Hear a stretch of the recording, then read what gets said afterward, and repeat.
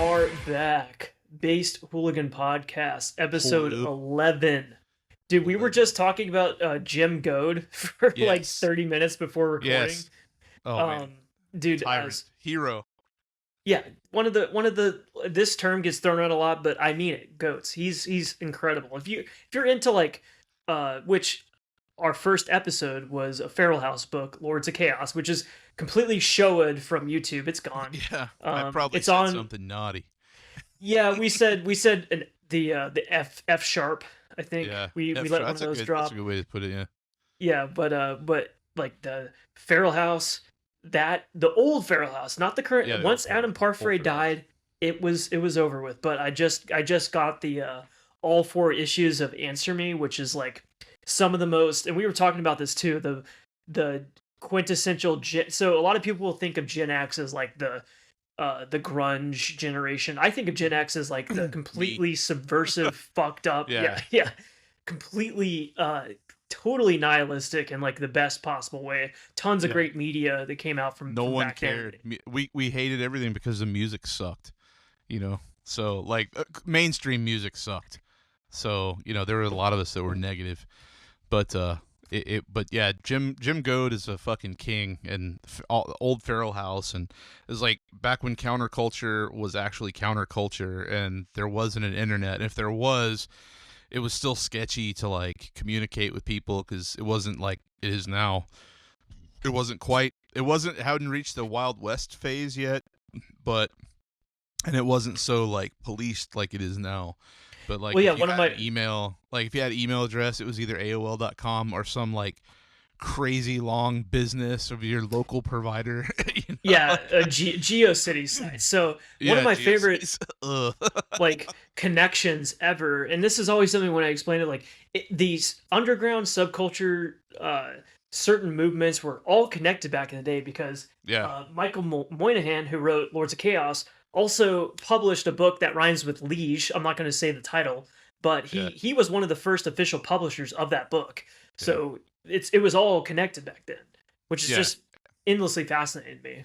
So it was like, that's what we were talking about too. Like the counter, like you in counterculture, you were all, no matter what scene you were in, you all had that in common. You could probably go get a coffee somewhere or a beer, and like you would probably get along because you would have more in common than you didn't have in common. And it's nothing like it is now, where like most people, like if you like the same bands, that guy probably sucks. Like that's how it is with me. Is like if I see somebody with a Blazebirth Hall related shirt, I'm like, man, I bet I don't fucking get along with you. Because like, especially that was cool because you found out about it. It was like cool. Some rapper wore it at the Met Gala. It was fucking awesome. And they talk like that. But yeah, back then it was like, oh, you like this? Well, I may not like that, but I bet you also read the same books as me. And it was fucking Feral House, Jim Goad. Yep. And you can say certain words around certain people, slurs of all kinds of slurs, and no one got offended because the complete rogues gallery of every slur you can imagine. Yeah, it was like that meme. Right before we recorded, we were throwing them out like crazy. Well, it was like that meme where it's like you see like the left, and it's like all like liberal white women with purple hair versus the right friend group, and it's like all different colors of dudes. Like it's like an Indian guy, and like they're all bound by racism. Yeah. Or something. Well, yeah, the most diverse crowd you'll find these days is at an NSBM show. Yeah, absolutely. 100%. I mean, there'll be some cringe guys there too, but it'll be very diverse, So, dude, I have to. Okay, so people that use that word as a catch-all are fucking lame. It's like, oh, is this NSBM? I probably can't listen to this. We'll get, this is all related to the band we're gonna cover tonight, but it's like I can't listen to this band no more because I think they're NSBM, and like maybe they said a bad word one time, so they're NSBM. I really like this, but I can't listen to it anymore because they said a bad word, and the television told me that you're not supposed to like that. It's it's this scarlet letter around the band, Exactly. and Yeah. which does relate to this band because they try to ditch it. Absolutely. They try to ditch it forever, but it's like they're once yeah, once you associate your band with certain imagery, certain words, certain iconography, that's it. You can never apologize it away. So I think we're not doing them any favors by covering them, because if you look at every other band we've covered, I guess it fits into a certain niche, I guess you could say. Yeah. I'm doing great. I'm excited to talk about one of my personal favorite bands. Not yet. What have you been listening to, man? Got to call you out every time. It doesn't have to be a long system. And if you say that same fucking band again, that French shit, I'm gonna drive down there and fucking make you listen to something different. I know you've been listening to different shit. What have I? Vaginal Jesus. So I just got, there you go. I saw that. I'm jealous you got the vinyl. Yeah, I'll shoot you a message about how you can get yourself one if you want. But yeah, I've been listening to a lot of. So I used to have. I had a copy, like years ago. Sold it to my buddy, and then regretted it ever since. But was able to acquire another copy. So no, I had the LP. Did that come out on Satanic Skinhead or related label? It's Satanic Skinhead. I didn't know if I can't remember if he did the a vinyl version. Like I have the CD. I'm not sure if he did that either. I believe so. And or it might have been Tri-State Terror. Yeah, one of those two, because I have that and then the Full Blown AIDS. I don't know if he did that one too. I always kind of put those in as the same project almost, because they're so fucking offensive. And Vaginal Jesus to me is like, I don't know if you're into this band, but just re-listening to it, and people, I know they're vastly different bands, but this is what came to mind. Is it's almost like a hatecore version of Hatebreed. The riffs are very obviously the vocals are different, but I don't know. But the riffing is very, very hard. I don't know enough Hatebreed. I can't stand. Like I wish that Jamie Josta was never born. Like I hate him so much. So I like the very first Hatebreed ever. I know, and like, but like took over. Like he represents like when metal became cool and mainstream. Like he's like, oh yeah, like he's like. To me, he's the same as like Trevor Strainerd or whatever that guy is.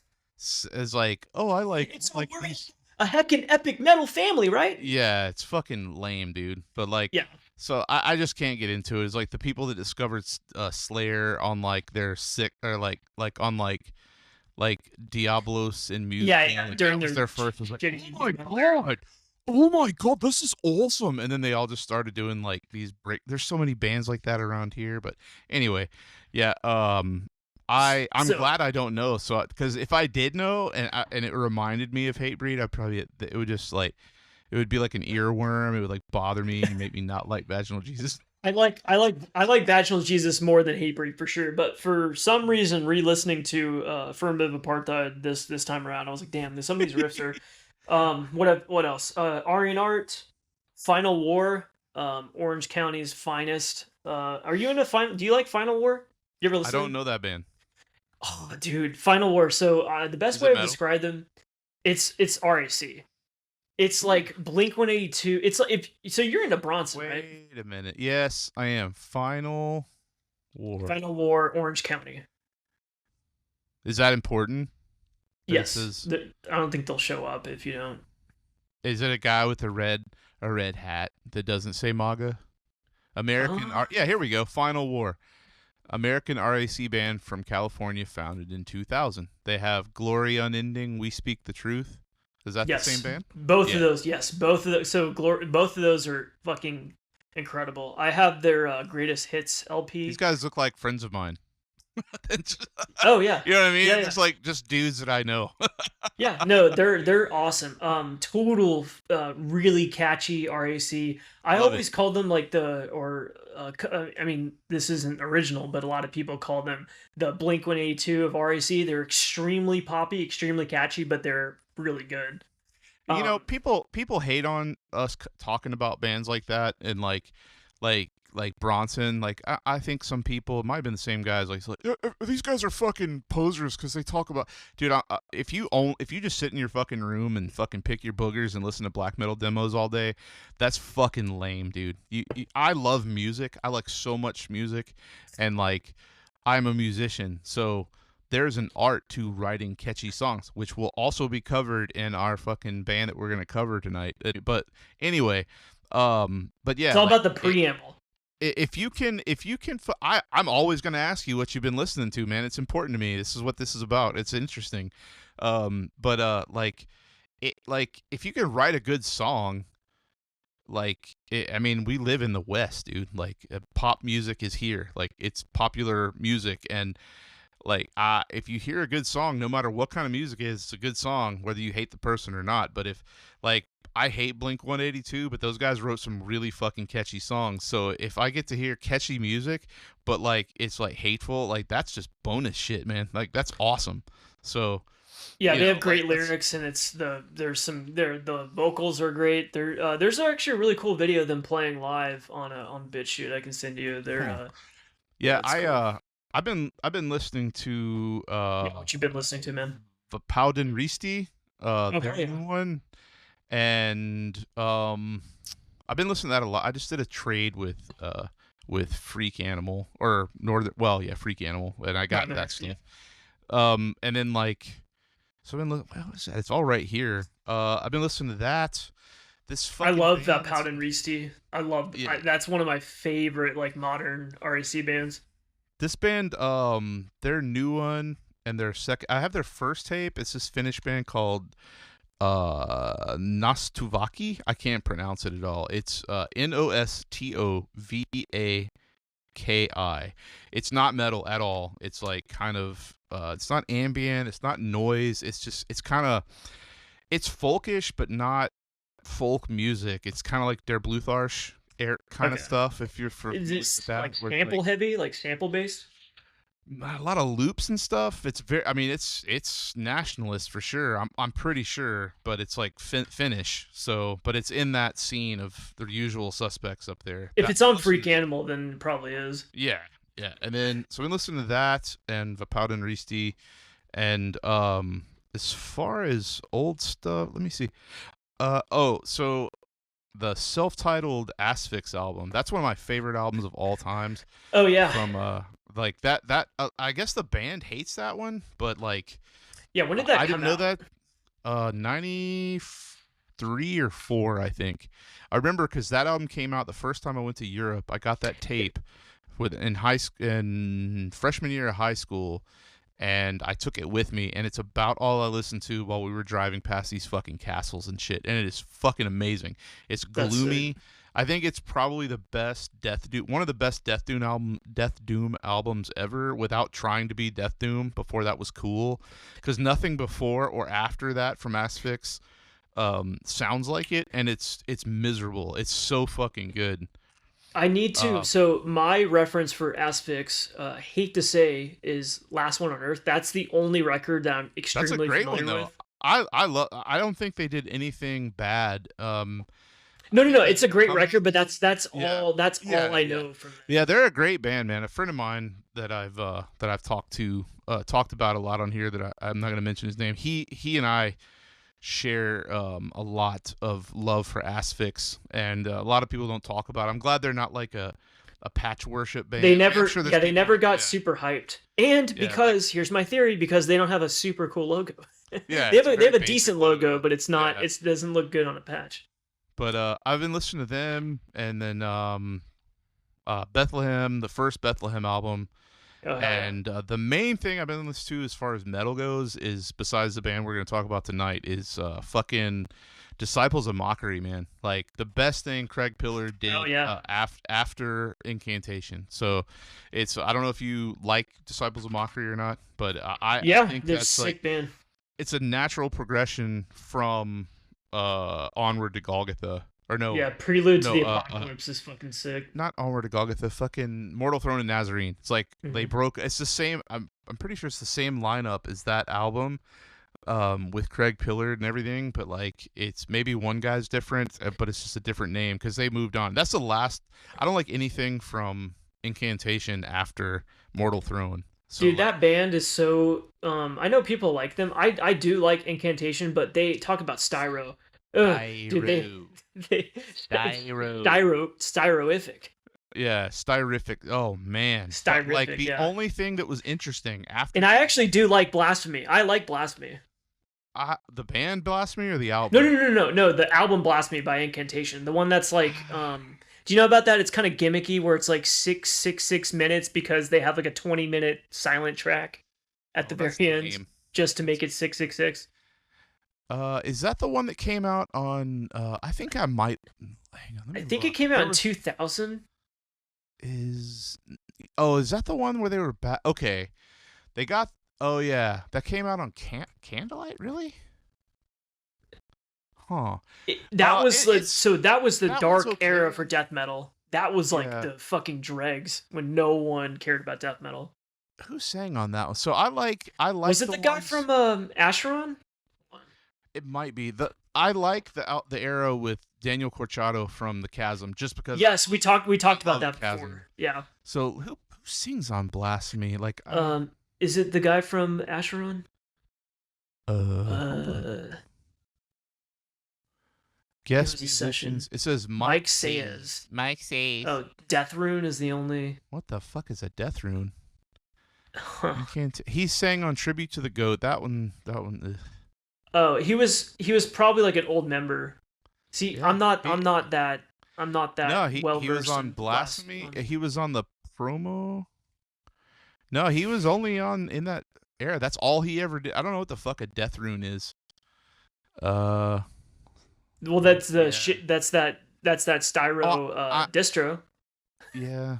But that distro that yeah. Oh, I know. Allegedly, they're from Yonkers. They're from fucking Yonkers. Death Rune. Fuck yeah, those guys. Yeah, I don't know any of these people, man. But yeah, I guess he was only on that album, like for studio stuff. Mike says. And then they did Decimate. Or let's not go down a rabbit hole of Incantation. No, but but no, there was one other. I mean, you got me started. There was one on. Yeah, it was after that. It's probably like nothing after that. And dude, that was 25 years ago.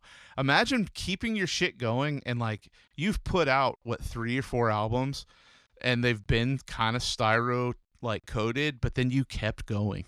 Like that's awful. That's so bad. Well, what was shocking, I remember what was the last time I checked in, Vanquish and Vengeance, which was 2012. Oh my god. So I thought that was like, what was that like? They're like, I was like, what was that? 2 albums ago? Oh my god, that's on listenable records. That's where bands go to die. 3. Yeah, they've released 4 full lengths since then.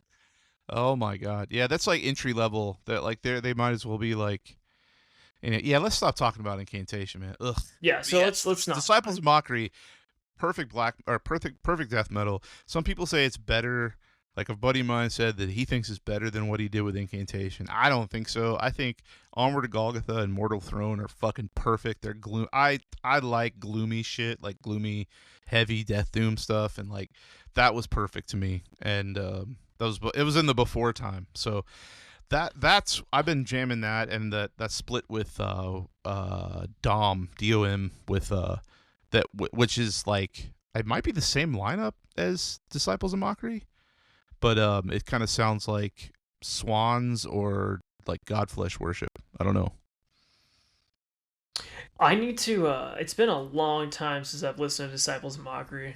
It's good, man. I've forgotten about it too, but like it's fucking unbelievable, dude. Unbelievable shit. It's perfect. What made you want to check them out? Just like randomly. Someone probably said something about Craig Pillard, or I don't know, man. I was probably just going through my records and came across it because I have the CD, and then somebody put it out on vinyl. It might have been Roy at fucking Necroharmonic. He may have put it out. Yeah, I was gonna say. But I think that's probably what it was. It might have been because I was looking up something concerning a band that was adjacent. Oh, I know what it was. It was Cruciamentum, not Cruciamentum. Another band that he put out. No, no, no, no, no. It was a Ceremonium. I was looking for my Ceremonium record, and like it was next to the D's. So, but cause he put that out too. But anyway, yeah, that's the stuff I've been listening to, and then like that as far as metal goes. So I've also been checking out or re-listening to. I have these Mistreat. oh yeah. No one can see this, but they're the greatest hits, volume 1 and 2. I love Mistreat so much. Oh, me too, man. But I didn't know they had. I've never heard that. Yeah, I think they who put these out? I got some sick bootlegs. I think this is hate. It's hate crime, something like that. I don't know, but yeah, I love Mystery. So I used to have a First Press Flame of the North LP. Sold it to the same guy I sold my Vaginal Jesus LP to. So he got some good stuff from me back in the day. Total idiot, like fucking dumbass. I should have never sold it, but I was able to get these. Been listening tons of Mystery. Fucking love that. I would say top besides Screwdriver. Top. They're like my second favorite RAC. Do you band. Do you like Sniper? Yeah, 100. Yeah, dude, I fucking love that Sniper. band. I actually I have a big Sniper flag. Me too. Oh hell yeah, yeah. My friend that made those Mistreat bootlegs, and he made Arresting Officers and Mistreat and something else. He sent me all these bootlegs, and he's like, I have this spare copy of the Sniper LP. That shit's hard to get on vinyl in the States. You know what I mean? Yeah. So he just he's threw that in, and I was like, dude, and he sent me that flag too. And he sent me that, and also the GBK scarf. Like I already had one of those just because. And then, but he sent me another one. He's like, I have 2 of these, and I was like, dude, what are you doing with 2? So we ended up giving it to our buddy. But but yeah, Sniper is good shit too, man. I would Sniper is on, and they're also Finnish too. Something about Finnish RAC is just so. It's inspiring how good those guys are at writing. And we say prideful a lot. It's extremely the most prideful shit you can come across. Fucking Vapauda and Risti's got some really fucking prideful stuff, man. And some of it's more punk, but there's one song they did. It was kind of sad. It was a split with some band that's terrible. Is that the one with those skinheads, the really bad painting of the skinheads in the cover? No, it's got some woman. The woman crying on it. I think that's the one. It's an EP. I can't remember the name of that band. It's a split with Uskona Rahua. I don't know what the fuck that means, but that band is terrible. But but there's a song on there. I can't remember which one it is, but it's the one that's kind of sad. And I think they made a music video for that with them marching in the streets. And I'm pretty sure it's anti-immigration, and it's it is, and it's just talking about it's sad to see. I forget the lyrics. I mean, it's all in English or in Finnish, but there's it's all in translation, and it's about the women being sad because the land is going away. They can't raise their children in a beautiful land that they grew up in. I don't know, the basic stuff. I can't say much more or we'll get fucking canceled. But that's really good shit. That's fucking prideful stuff if people that were confused about it. But yeah, Finnish RAC is always good, man. And not well, I don't know about always. That's such a small country and there's so many fucking bands, dude. It's crazy. And okay, so I'm trying to remember more or bring up more metal I've been listening to. Oh, Blood and Valor, Bestial Warlust. Oh yeah. For some reason I've been fascinated by this one over the debut because this is where they kind of polish it up a little bit. Yeah. That album is perfect. It gives me really, really good memories of my buddy. My friend that I've talked about is Polish, and we grew up together, and he got me into Graveland and stuff. We used to listen to, if we weren't listening to Polish and SBM, we were listening to fucking Australian shit, like fucking Bestial Warlust and early Destroyer 666 and stuff like that. But Bestial Warlust and Corpse Molestation, that was our shit, dude. And I also had to pick this up. Oh, that's nice. I like that. Which version is that? Yeah. This is the recent Dark in the Black version. Oh, okay. I have the Spear of Longinus Domni said Nazi. Yeah, I've got so many different versions of all that shit. So I'm a fucking nerdy collect. That's one of those bands where I have to have everything, you know. But yeah, Bestial Warlust, like I had to stop listening to them for a while because they got like popular. I don't know. I'm fucking weird. Would you dare say they became girlfriend?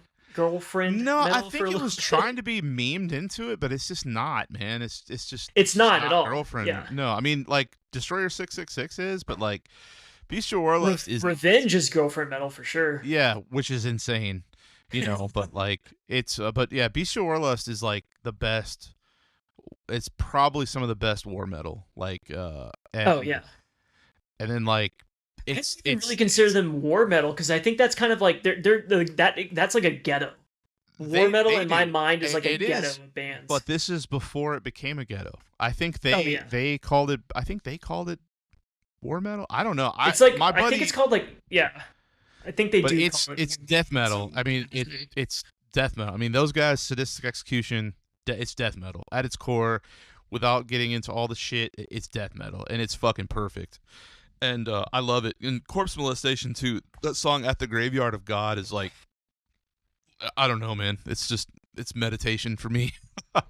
But it's Corpse Molestation is so good, especially considering how early that was for that whole scene. Insane. And all those guys went on to kind of become very influential in the Australian just metal scene in general. It's fascinating.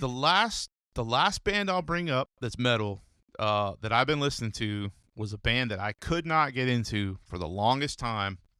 And my friend that always does this, same guy that did it with Sabotage and some other shit, he sent, after our last episode, he sent me an email and he sent me I think it was like a download or something of this band's demo. And I looked at it and I was like, you know, I never got into these guys. And this is pretty cool. And he like got back. He's like, what the fuck is wrong with you? But it's Cirith Ungol. And like I never could get into him. I never could. But my friend was like, no. And this is the guy who's like, he has to sit me. And if this dude says like, look, you have to listen to it. You have to listen to this, and this is the lens in which you have to listen to it. This will make more sense. So he sent me. What did he send me? Oh God, man! It was one of these fucking albums. I think it was King of the Dead. King of the Dead. Yeah, and he's like, listen to this, and I was like, it clicked. He sent me the Orange. Was it called the Orange album? Yeah, he sent me the Orange album, and it's that one's a little bit more rock and roll. And he knows that I like clunky old rock and roll, like early Pentagram and stuff like that. And then he's like, well, we need to rectify this. So he sent it to me, and I listened to the whole album. It's really fucking good, and now I'm a total fan. It took me, 30 plus years to get into it, and like you have to kind of look at it through a Doom lens and also like Trouble, but I like it more than Trouble. Because it's the vocals that never clicked with me. The music is fantastic. That's a big complaint when it comes to me. Yeah, they're very, very unique. I always, in my mind, Cirith Ungol exists in the same space as Manila Road does. Like once you understand what they're going for, they can become one of your favorite bands. Mm-hmm.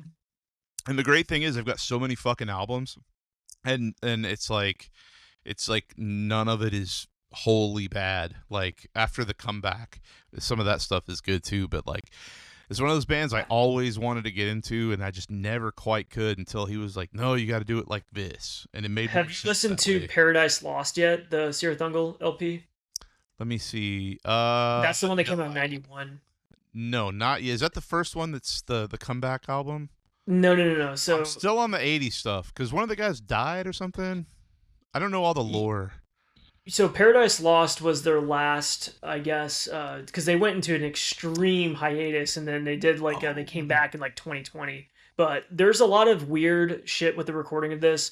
Some of the guys aren't fans of this material. A lot of it is written in the studio. I'm a huge fan of this record, but from the band talks a lot of shit about Paradise Lost because I think they feel like it doesn't represent like their artistic vision, but I think it's a great record. Didn't the label like put it out with like art that was unapproved, but it was like that artist. I'm sure you know this guy's name. The artist that they use, not Frazetta, Boris but it's like Vallejo or something. yeah, they like It might use be that Boris guy's Vallejo. art. I don't know, but yeah, I need to listen to that one because usually at albums where people are like, yeah, you're supposed to hate it, like it's usually pretty fucking good, you know. So Oh yeah. I mean, obviously, for my money, King of the Dead is their best. yeah, And then that is Frost and badass. Fire, Frost and Fire is really sick Yeah. too. Frost and Fire is really fucking good. I think I just like King of the Dead the most because that's the one that clicked with me. Like, there's so many great fucking songs on that album. Like, what is it? Oh, there's one that's like kind of long. I think it was Finger of Scorn. Like, or it might have been Master I of don't the know. Pit. It's Master of the Pit's man. It just like that's the one. It's like if you can get past the first album and it clicks with you, like every song gets progressively better as it goes along. And then And by I the think end of the his album, vocals, it's like holy shit. so Tim Baker's vocals are better than the Mark Shelton's, than Yeah, the Manila Roads vocal performance, but they exist in the same yeah, I guess category of very unconventional metal yeah, voices that very much fit their band. yeah. I think that's based in and of itself. If you're coloring outside the lines, then you're doing something right. You know what I mean? If you're ruffling And going feathers, for you're it, going yeah, for like exactly. you like if you can't, and that's what's that is the inherent spirit of metal. I don't care if you are, because I love like a lot of the demo garage 80s metal bands where technically the dude is not good at singing, but he's Yeah, going for like falsettos, and you can tell yeah, it. Like, think about a band like Nasty Savage. That guy wasn't yeah, a good singer at all, but he had a lot of passion behind his vocal delivery that just like yeah. completely sold it. So I think that's where a lot of these bands that are LARPing as 80s metal bands, they lack the passion that sells that style. Well, yeah. I mean, I brought up Chainmail last time, and that Yes, totally like that's I a checked them out. They're sick. They're yeah, it's sick. great stuff, right? And it's got that spirit, and they're not trying though. You know what I mean? Like they're doing it and they're doing it well, but they didn't sit down and think, okay, let's do this, and then we'll have this contrived thing. And like that guy has an incredible voice. It's not perfect though. You know what I mean? Like, and that's what's so good about it. Well, You yeah, know what no, I mean? I don't Like want it's it a to be. I don't little want it bit to be off. Yeah, perfect if it was either. perfect, they'd be on Metal Blade and sell a bazillion copies, and some fucking like dork would have a patch made for him or something. You know what I mean? Well, no, So they would be on Metal Blade, but sell like, dude. Metal Blade signs these bands where I'm like, who is the audience for this? Because they don't have any traction. So is it just God like be Brian Slagle being like, yeah, that's um. There's one band. It's the name is escaping me, but it's like, is this just like a Brian Slagle like pet project that he's Brian like, okay, Slagle. Brian Slagle, oh Oh my god. god. Dun, dun, He dun, used to dun, dun, carry some dun. weight. Yeah, I don't know what happened to Metal Blade, man. It used to be like those old. I think it was Metal Blade that had the old comps that was just like. Yeah, Metal Massacre. All right, so yes, it's 40 minutes in, and we're you can fucking timestamp it like the one guy did. If you don't want to hear their banter, you can skip ahead to 40 minutes to when they start talking about the band. But yeah, tonight's band is Nokturnal Mortum from Ukraine. And why don't you tell them why we're gonna cover them tonight? Well, they are, I mean, personally speaking, I would say one of the most people know them, but I still feel like they are underrated because they have so much classic shit and they have so many riffs that have permanently stuck in my head from like the first time I've heard them. From the keyboards, the vocals, the composition, their intros, outros, etc. It's a whole universe they've created, and there's many different eras of the band. I think we're mostly going to focus on the early stuff, Yeah. but it's all good stuff. I'm not overly familiar with their, I guess, what last five records because I stopped listening after Nechrist. They lost me after that. That album is perfect, but I don't think they did anything good after that. I think that after they renounced NS or whatever. It's not because they renounced it, but you also lose some. They lost some spirit too. Yeah, there was a joie de vivre that kind of got lost when they kind of ditched that whole aesthetic. I don't know if it was related, but it was like it was at the same time. Like if their 2004 album. Yeah, that's the Touching Grass album. A lot of people like that one. Yeah, Touch Grass. Yeah. I don't know what if they did they renounce before that album? Yeah, I'm pretty sure. Yeah. Okay, because that's the next one after. That's the next one after Nechrist. Well, they've got the EP, The Taste of Victory. Return of the Vampire too. Well, that's early. Return of the Vampire. That's a compilation. Yeah, the compilation. Yeah, the Return of the Vampire. Those are demos.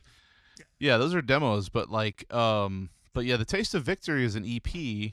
It's got that. It's still, it's very Touch Grass coded.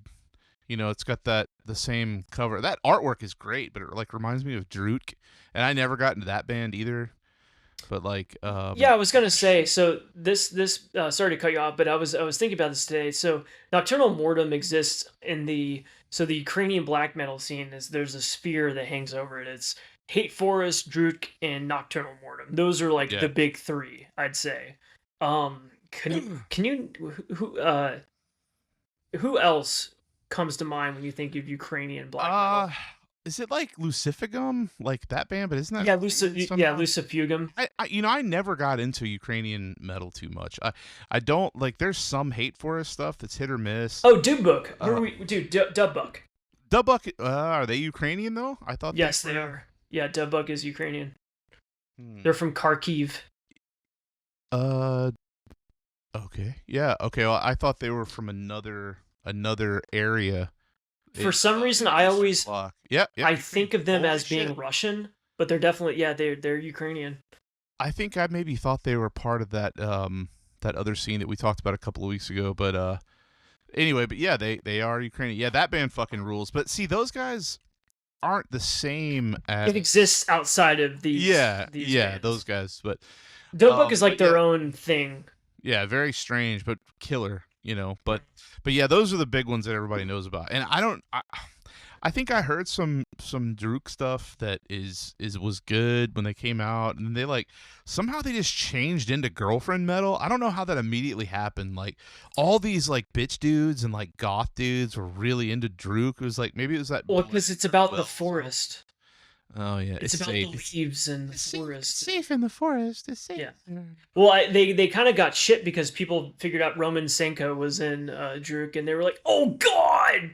Yeah. Oh, people God. Are so sad to like find out that people that anyway. Well, there was a meme. There was a. What was it? When you find out it was that clip from American History X where Edward Furlong's going, no! When you find out Roman Senko is a part of Hate Forest and Druk, no! Yeah. Damn it! So yeah, a lot of dreams and hopes and dreams were shattered when that was revealed. Yeah. Yeah, I remember talking to some people like, man, it's so sad that he's in that other band that are NS. They're in NS. Hate Forest sketchy. That's how fucked up I am. Like I didn't even think of them as being like a sketchy band. People don't know, man. They don't know anything anymore. But yeah, Druk, I couldn't get into. I'm sure they have some good stuff, but like, man, I just can't get into it. They don't suck. It's just they remind me like it's like gives me the same feeling as like Opeth. Yes. You know what I mean? Yeah. But like it's solemn. Also, it's like okay, correct me if I'm wrong, but didn't they change styles kind of? Weren't they a little bit more? They were more aggressive in the beginning for sure. Yeah. And then they like changed. It was Burzum. So it was Burzum worship at first, and then it kind of became kind of shoegaze coded a little bit. Yeah, that makes sense. Yeah. Yeah, because those people like I want to say like oh man, that band, the French band that has something to do with Alcest. Like I remember people that were into Alcest were also really into Druk around the same time. That makes sense. Like Autumn Aurora, I think I heard that, and it was like okay, and then Blood. I just remember like Blood in the Leaves. Like Swan Road came out, and I was like, that's a fucking dumbass title. I'm not even gonna listen to that, man. And then like Blood in Our Wells came out, and like the cover of Blood in Our Wells is fucking awesome. That's killer. I like that. It looks. It is that Theodore Kittleson? I think it might be. If not, it's somebody trying to be Theodore Kittleson for the Oh, artwork.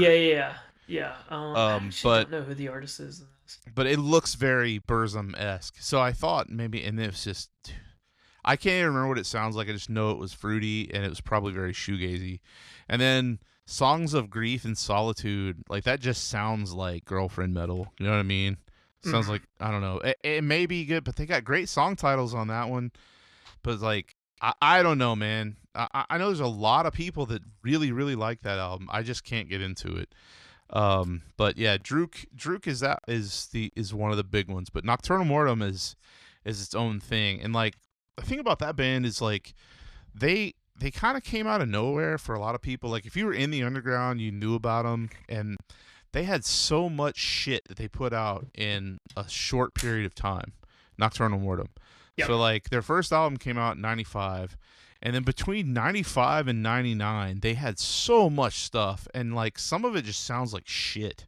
And you can tell they were writing a lot and progressing fast, because like Twilight Fall is Dark Clouds Over, or Black Clouds Over Slavonic Lands is like that's okay. And then Lunar Poetry came out, and oh yeah, did you talk about that one tonight? Oh dude, yeah, Lunar Poetry. I always forget that that's technically not a full length. It's just a quote demo.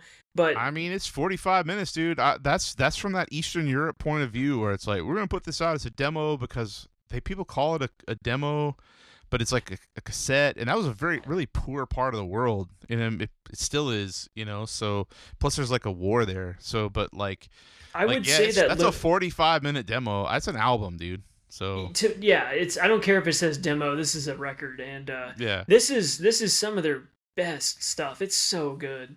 I don't like that one, man. Really, you don't like Lunar Poetry?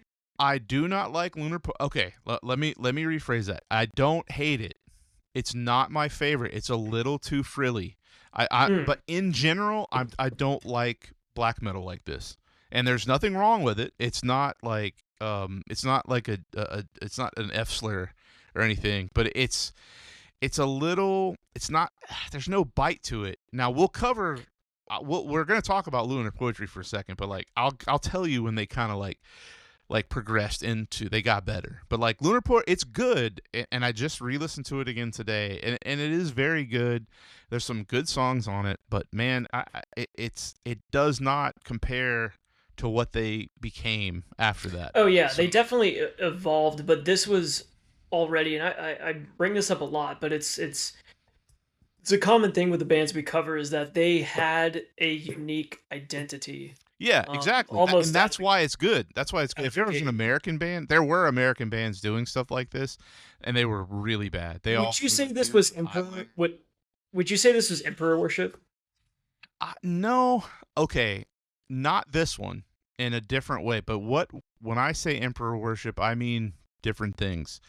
I think that they were probably influenced by it, but they have a better production. I can't remember if this one is a drum machine or the drums. I think it is, or it's like an electronic kit.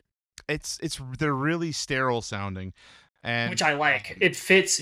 For bands that are very keyboard heavy. I like either drum machines or electronic drum kits. I don't think it's Emperor worship because you can understand what's going on with the guitars and stuff. So it's its own thing. There was a lot of bands doing that style at that time, both everywhere in the world, because and I don't think it was worship. It was definitely influenced. And I know that sounds very, very, it doesn't make any sense, but I like, you can be influenced by it with the atmosphere, but if it's worship, I think that early Graveland was Emperor worship, but like Emperor demos, you know what I mean? Like those, like all over the Celtic Winter, there's fucking those like sliding up and down the fucking fretboard with the bar chord. Like that's Emperor worship to me, where you're just ripping their riffs off. I think Nocturnal Mortum, like they were progressing so fast, and I think they were still discovering themselves, and I think this is what it was really keyboard heavy,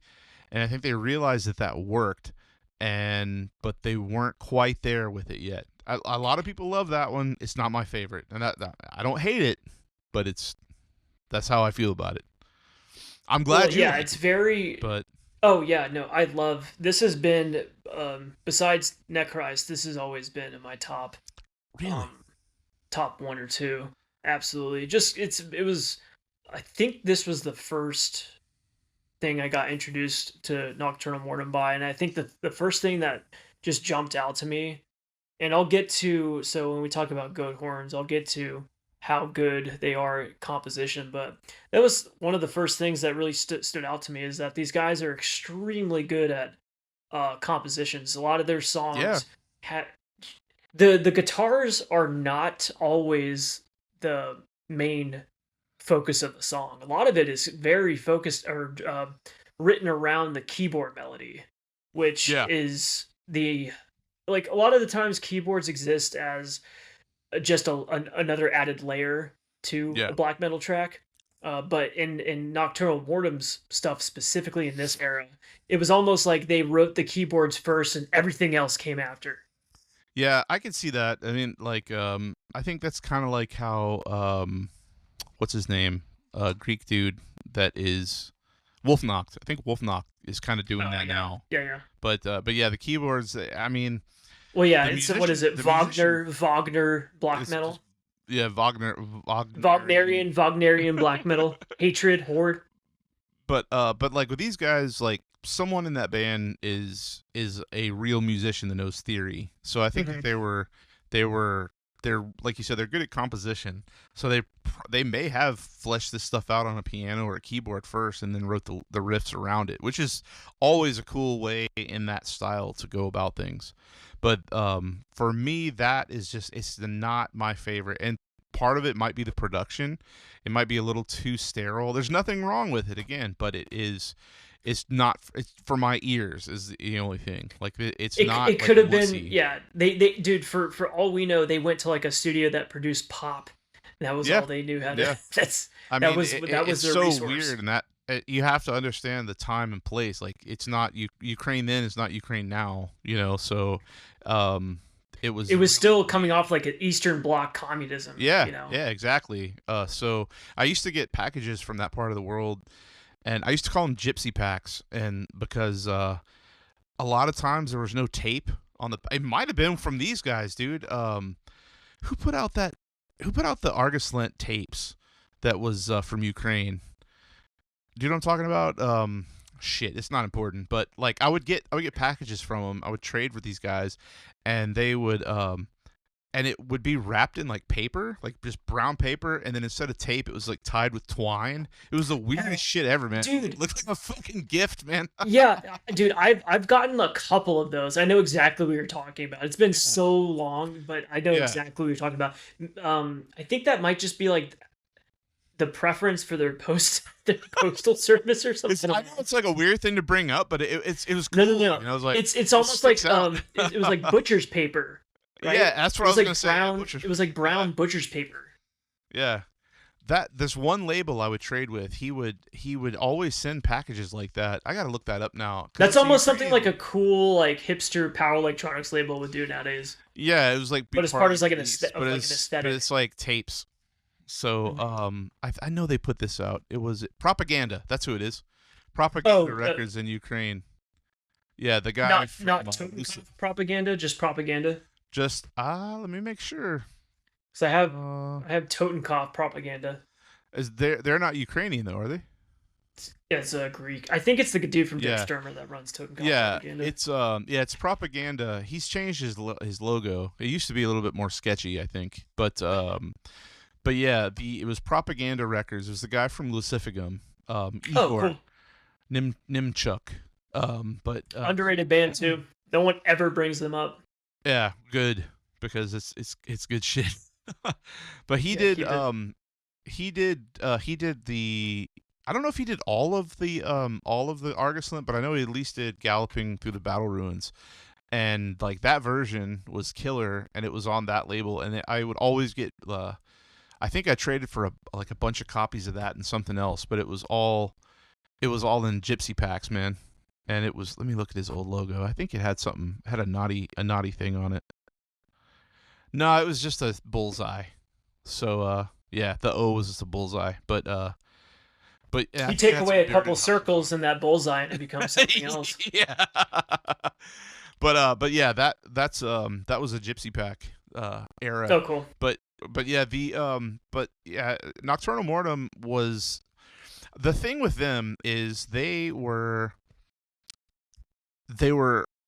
like, that part of the world was still kind of a mystery because of the Eastern Bloc, so it was kind of opening up, and so it seemed like a good outlet for black metal because it was mysterious. Kind of back to, well, it was mysterious, but it was like raw. You know what I mean? Like, they weren't exposed. It was unpolished and rough. And it seems like the music should be that way. Like, if there was English, it was very broken. Like that band fucking Sturm that I talk about all the time. Like that shit. We should just repress Sturm at this point.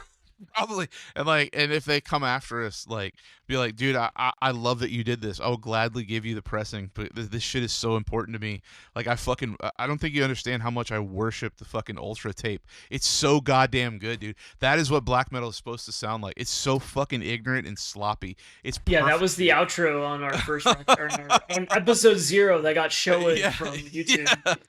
But yeah, like that vibe, you know what I mean? It's like it feels rustic and backwards, and like it's rudimentary, but there's so much spirit behind it, man. There's so much fucking spirit, and that's it's like very angled. Like the riffing is bizarre. Yeah, I don't know how else to describe it. But they the next, like, what I was. So I thought, I was skeptical about Nocturnal Mortum at first because I thought they were going to sound like Nagura Bunjit. I'm probably butchering that, but I never got into that band, man.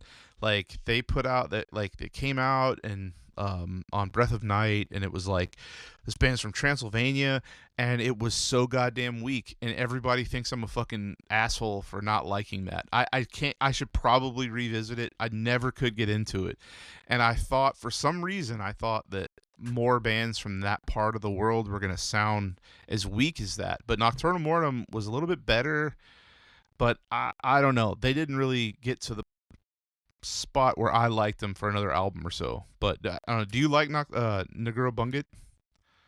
They were another one that I think they may have cucked out. No, that's a band I've known about their name forever, but I just ignored. Yeah, it's not. Are they good? It's not good, man. No, I don't like it, man. This album, let's see. They came out with, it's all in fucking Romanian. It's I've only known them. I'm trying to remember. No, I never. Oh! I'm thinking of a different band. No, I know who. I was thinking of it completely. I'm not going to say their name, but this. So I have listened to Nagura Bunjit a long time ago, though. I'm looking at some of these CD covers. Yeah, 98 they came out with their first one, and it's called Zernindu Sa. I know I'm butchering that, and it came out on Breath of Night. And it's from Romania. So, like, fuck, this has got to be good. I'm a big fan. That cover looks like something a Zoomer would make these days to look. Yeah, cool. I mean, I really like fucking Codreanu, like the Romanian fucking for my Legionaries. Yeah, like that's my shit, you know. So I was like, okay, fuck, this is. I thought it might be NS. It's not. It may have been. I don't really know. It just never was quite good enough. And I mean, Romania is, you know, Dracula. So I thought it might be kind of good, but I couldn't get into it. So I was thinking Nagura Bunjit or Nocturnal Mortum may be the same. What did you just hold up? What is that? Oh, yeah. Oh, that's a different version than mine. Yeah, this is the hardcover. Oh, wow. Yeah, I've got based. Dude, I've got a double 7-inch set of some of his speeches, which came out on Lloyd Rice's label, but it's like this weird reissue and some stuff that wasn't released on Death's Gladsome Wedding. But anyway, yeah, I wanted that to be good, and I think they may have been flirting with NS stuff, and then they kind of became girlfriend metal. I don't really know. I couldn't keep up with them. A lot of people like them, but it's not my thing. Okay, so looking at Nagura Bunjit, I mean, Nocturnal Mortum kept it interesting, though. Go ahead. No, looking at the just the band photo on, so I can always tell a band. So he's wearing one of those white floral ceremonial shirts. So I know exactly what this band sounds Like like. a poet shirt. Yeah. The other another band was like it's like Pagan. Fuck, what is that band called? I'm not gonna remember them right now, but there's another band that the whole band dresses up in those. It's called Pagan something. Pagan Spirit, I think. Yeah, Huh. I think they're anyway. Yeah, same. So I actually like those kind of bands that are extremely. They take the pagan aspect. Yeah, Pagan Spirit. They take the pagan aspect extremely serious, where they're like, hold on, wait, no, it's not Pagan Spirit. No, that's a band from Slovakia. Anyway, I'll drop in the show notes if I find them. But they take the pagan aspect of their band very serious, and it's more or less like the ideology is more important than the music. If Yeah. yeah, that whole thing where it's like the Der Sturmer effect, where it's like Yeah. Der Sturmer is ideology first, music second. So Yeah. I do respect bands like that though. There's something cool about that to me. It's like you're using music as a conduit, as a messaging system for your ideology. Yeah, but so like I was expecting the group or Nocturnal Mortum to be more like that, and they weren't. They were a little bit more aggressive, but they didn't get me with vampire, or what is it called? Fucking lunar poetry. Lunar poetry, yeah. Which I mean, let's be honest. That is a weak ass name for a record. Well, but I don't know. I mean, again, like that was a band's coming out that was like, Misty Forest. I mean, you want to talk about? I mean, no offense, but fruity. That's lunar poetry is kind of fruity. Oh yeah, dude, that means moon poetry? Fucking moon poetry. See, what are you writing about? You broad on a fucking period because you can't, you don't like the bloody sex. Lunar poetry. What is this? Well, your girlfriend's into fucking astrology. I mean, it sounds weak, dude. Yeah, but then they go from. So I'm gonna jump over everything and go straight to their first official full length to fucking Goat Horns, which is one of the hardest names for an album in my opinion. Goat Horns is good. The cover of that one is fucking awesome too. Oh yeah, the guy just holding out, like praising the heavens.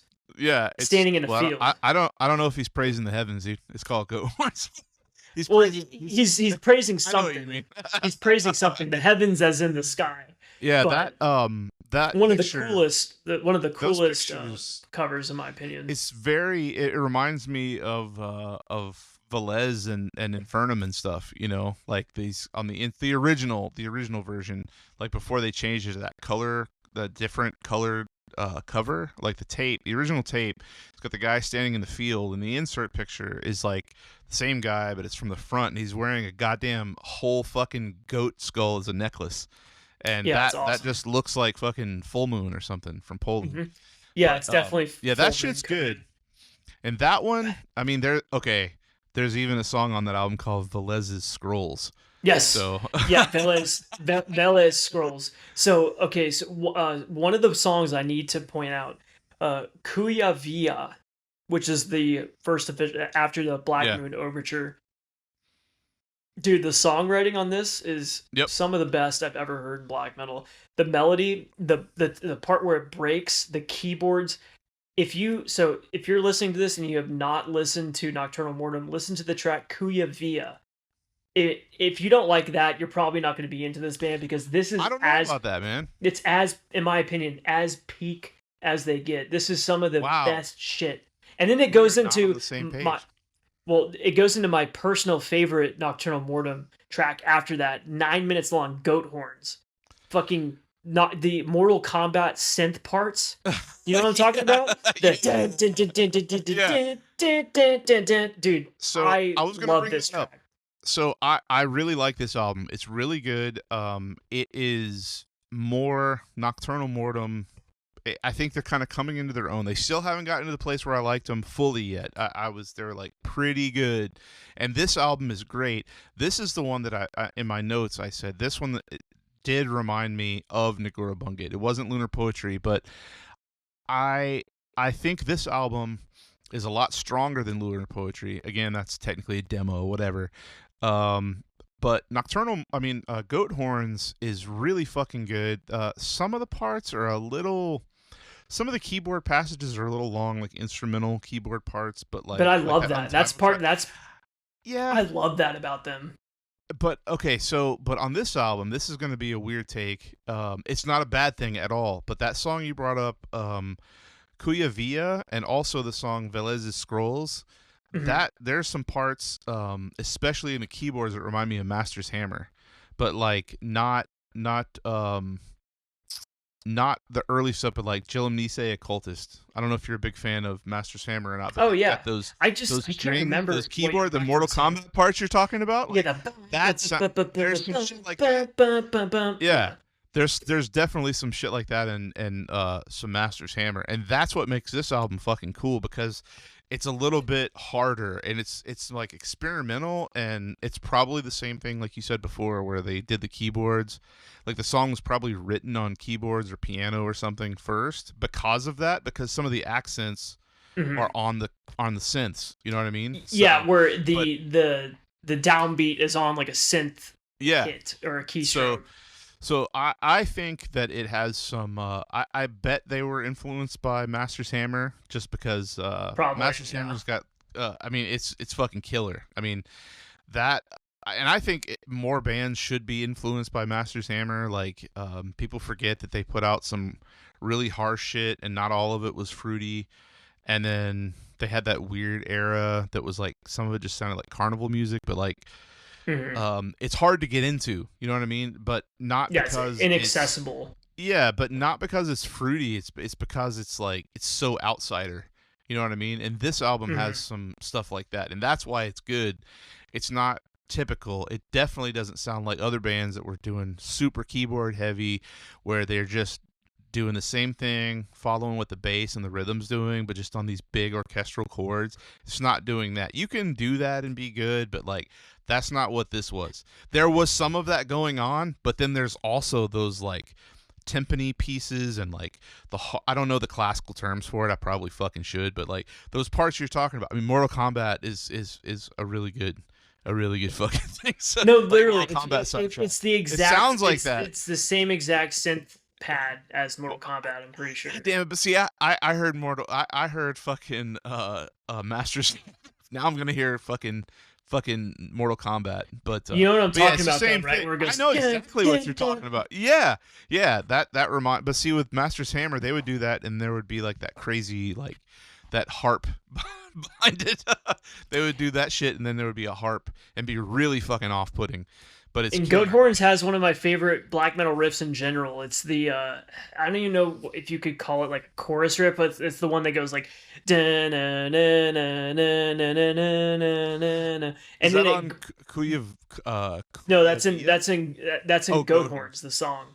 And then it goes into like the blast passage. Yeah. Where I love that in black metal songs, where you'll have the riff and then it just breaks off, and then you'll just go into the same riff, but the drums are just going fucking crazy behind it. Yeah, I like that. I love that a lot. But that whole album is weird. Like it's how long is that album? It's long. It doesn't seem long though. I want to say, is it close to an hour? Oh, Goat Horns? Yeah, it's an hour long, but it's it keeps it interesting the whole time. You know what I mean? Like it does not feel so. It's also impressive. They've done a ton of material prior to this, but this is their first official full length. And for it being an hour long, it goes by quick. There's some records that are pushing this time where you feel it. You're like, oh my god, yeah, can it's you like, god damn, hurry looking up? at your watching shit. When is this gonna be fucking over? Where you're skipping through tracks like this. Yeah. This one you can listen to the whole thing and be like, okay, that was a cohesive listen. Which I think that's part of the reason why this band is so. So when you think about black metal bands in general, so bands that have some sort of cachet in the current scene, current space. Like Nocturnal Mortum is still, I see their name thrown about a lot. Like when I did that poll of like who should we talk about, Kickback versus Nocturnal Mortum. I love Kickback, but Nocturnal Mortum got like a lot more votes just because I think our audience probably wants to hear us talk about a metal band.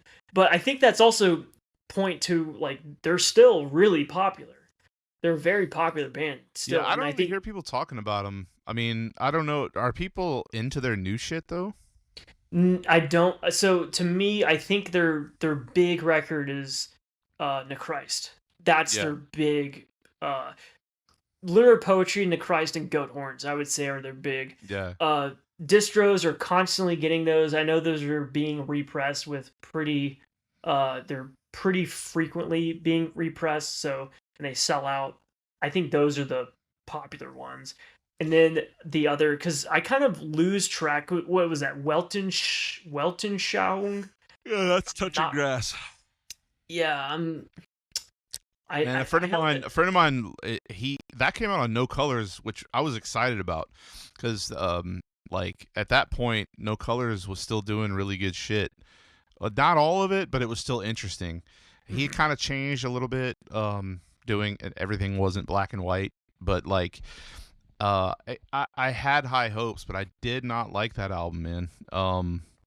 Maybe it was after that album that they were announced, because you're not gonna say, I'm not NS, and then put out an album on fucking No Colors. But yeah, they lost me on that one. Maybe it was because I just didn't like the music. I don't know. I'm sure some people like it. A friend of mine, he swears by everything they've ever done. He thinks that album is fucking amazing. He doesn't care about the politics anymore, and like. It's I just don't know. I need to fucking maybe give that one another shot. I know we've talked about this before, and someone like was like shocked that we didn't really care about that one, but well, and they also did that weird thing we've talked about where they'll do one. They did the record in Ukrainian, then they released a version in English. Yeah. No, what was that one? That's the record we're talking about, Weltanschauung. They released one, the same version in Ukrainian. What in oh, I see. Slavic version is in the Cyrillic or whatever. Yeah, okay. But yeah, okay, how did we get there? I skipped. Basically what I was saying is that they have this like classic era, cuz we skipped two important records that we'll we're going to come back to that. About, but they kind of evolved into what they are now. We've talked about it before. They play. They're a live band now. They play pretty frequently in Europe, from what I can tell. Still, from what I can tell, I think they still play pretty frequently. Not like all the time, but I think they still play. Well, we're jumping around already. But okay, speaking of that, like, did they have 2 or 1 professional DVDs? I know they've got the one that came out, and it's like a full production, and they're like wearing armor and shit. It looks kind of goofy, but they like the sound is really good, and you know. I know what you're talking about. I think there's that one. They have another one too that was. I think there's one that's more rough that came out like a while ago. Okay, because there's one that starts with a K. I think it's that came out in 2012, and I just can't pronounce it because it's in Cyrillic. It looks like I guess it says Kolvarat, so I guess that's probably what it looks like. Like it kind of looks like it might say that. And then there's the other one. I swear there was another one that was, maybe it was. There's like an older one, I think. Is that the live in Katowice? I always fuck up Polish words. Oh yeah, that was a DVD, live in Katowice. I know that's wrong, but yeah, the one in 2009. Yes, that might have been. No Colors. That might have been the one that was really pro. I don't know. One of those looks amazing, and my buddy swears by it. He's like, I know this is not the same thing as what they used to do, but it's metal. You know what I mean? Like, oh yeah, it's really cool. I've seen clips of that. Oh, also something I want to bring up right now. This band could not make up their mind when it comes to their logo. They've changed it like 10 times. Yeah, I think my favorite one is probably The one with the goat. maybe. Let me look at. That's the one that's on Nechrist, the original version. Isn't that the same one that's on Goat Horns or To the Gates of Blasphemous Fire? Yeah. Yeah, I like that one. That's the one I like. Yeah, that one's. Yeah, this. Yeah. Actually, no. Yeah, There's the one with the shield. There's the one with the shield. Yeah, I might like the Shield one a little bit more. It reminds me of that band Perunvit from Poland. What album is that you just showed me? This is To the Gates of Blasphemous Fire. It says "Free Hendrik Mobus" on the back. So this is a old Which version old is version. that, though? This was put out by the Pagan Front. Oh, well. Wait, Oriana Kolovrat Productions. Oriana. Okay. Yeah, I don't know. I've never seen that version. I think Oriana is Nocturnal Mortum's label. Yeah, I think so too. And I think this is Stellar Winter. No. This is not Stellar Winter. Sorry. That was another tape I was just looking at. This is also well, it just says paganfront.org. So I don't know. Huh. But because the cover of that looked like a church burning or something. Yeah, Is it Goat Horns? What is that again? This is To the Gates of Blasphemous Fire. That's right. Then I have the Touch Grass. That album's been reissued so many times. So this one says "Join the Pagan Front" on it, on the Touch Grass one. So I guess they hadn't necessarily. Let's see. Where are we at? Here we go. Here, I found it. Man, that image. Oh no, that's not okay. It looks like the cover of this one Inferno album from Poland, but yeah, I'd never seen that cover before. Yeah, it's pretty cool. It has like a bunch of very inflammatory words. Like. Oh, nice. Yeah, that looks killer. Yeah, mine's the classic one or whatever. Oh yeah, there's a lot of crazy stuff in the liner notes in this, which was like I laughed when I first got this because this was in I got this in a pretty normie record store. I was like surprised to find it. That's funny. But so yeah, that's crazy that they're still playing live. I mean, I guess they're doing. I don't see. I mean, still though, like even with their have they completely renounced it though? Like, do they just because you would have to like in today's political climate, especially with the fucking that war that's going on, like you would have to be like, dude, we are not racist. Well, please let us play your show. I don't know since the war. So they did a live album in 2024, live at Ragnar Reborn Fest. So yeah, or 2024. Yeah. That artwork's fruity, man. Got a mushroom on it and some skulls and like, did they play anything from the old shit? Probably not. There's a song called Wolfish Berries. That's weird. It's all in Cyrillic, so I can't tell. No, well, there's a thing on Metal Archives where it's what do you call it? It's translated. So it looks like it's mostly newer stuff. Well, when I say newer, like post Nechrist, but man, that's a double live album. Like it's like they play for over an hour because one disc is like 45 minutes, the other one's like 40. It's a long fucking set. I mean, it was in Ukraine. It was 2023, so that was like must have been some sort of like, yeah, that must have been some sort of. Well, no, 2023 was. I think the war had been going on at least a couple years. When did it start? Damn, I guess so. Or at least a year. Yeah. So it must have been some kind of because I know that band Moloth has played in like bunkers. They've released videos of them playing like in during like war zones, which is kind of crazy. Fucking nuts. Yeah. War is gay. It's fucking. Oh, I probably shouldn't say gay, but yeah, it's Let me go back. I need to mark that. Can't say. While I'm thinking of speaking of Moloth, that reminded me. You mentioned that band Woods of Fallen last podcast. I completely forgot to shout them out on what I've been listening to. Their demo, White Power. It's it's WIGHT, people, not the other. Wait, are we back? Yeah. Oh, okay. So, yeah, that Woods of Fallen stuff is great, man. I love it. I bought their so I messaged. I think I sent you. So I messaged. Oh yeah, Stiller Winter. Yeah, guy. I messaged their I guess Militant Zone stocks his shirt, so I got that one with the black metal against black metal. Yeah, that's so good, man. Yeah, my friend got that too. That lives in my area. He's been talking to that guy too. He said his Instagram presence is kind of funny, but like I think it's on purpose.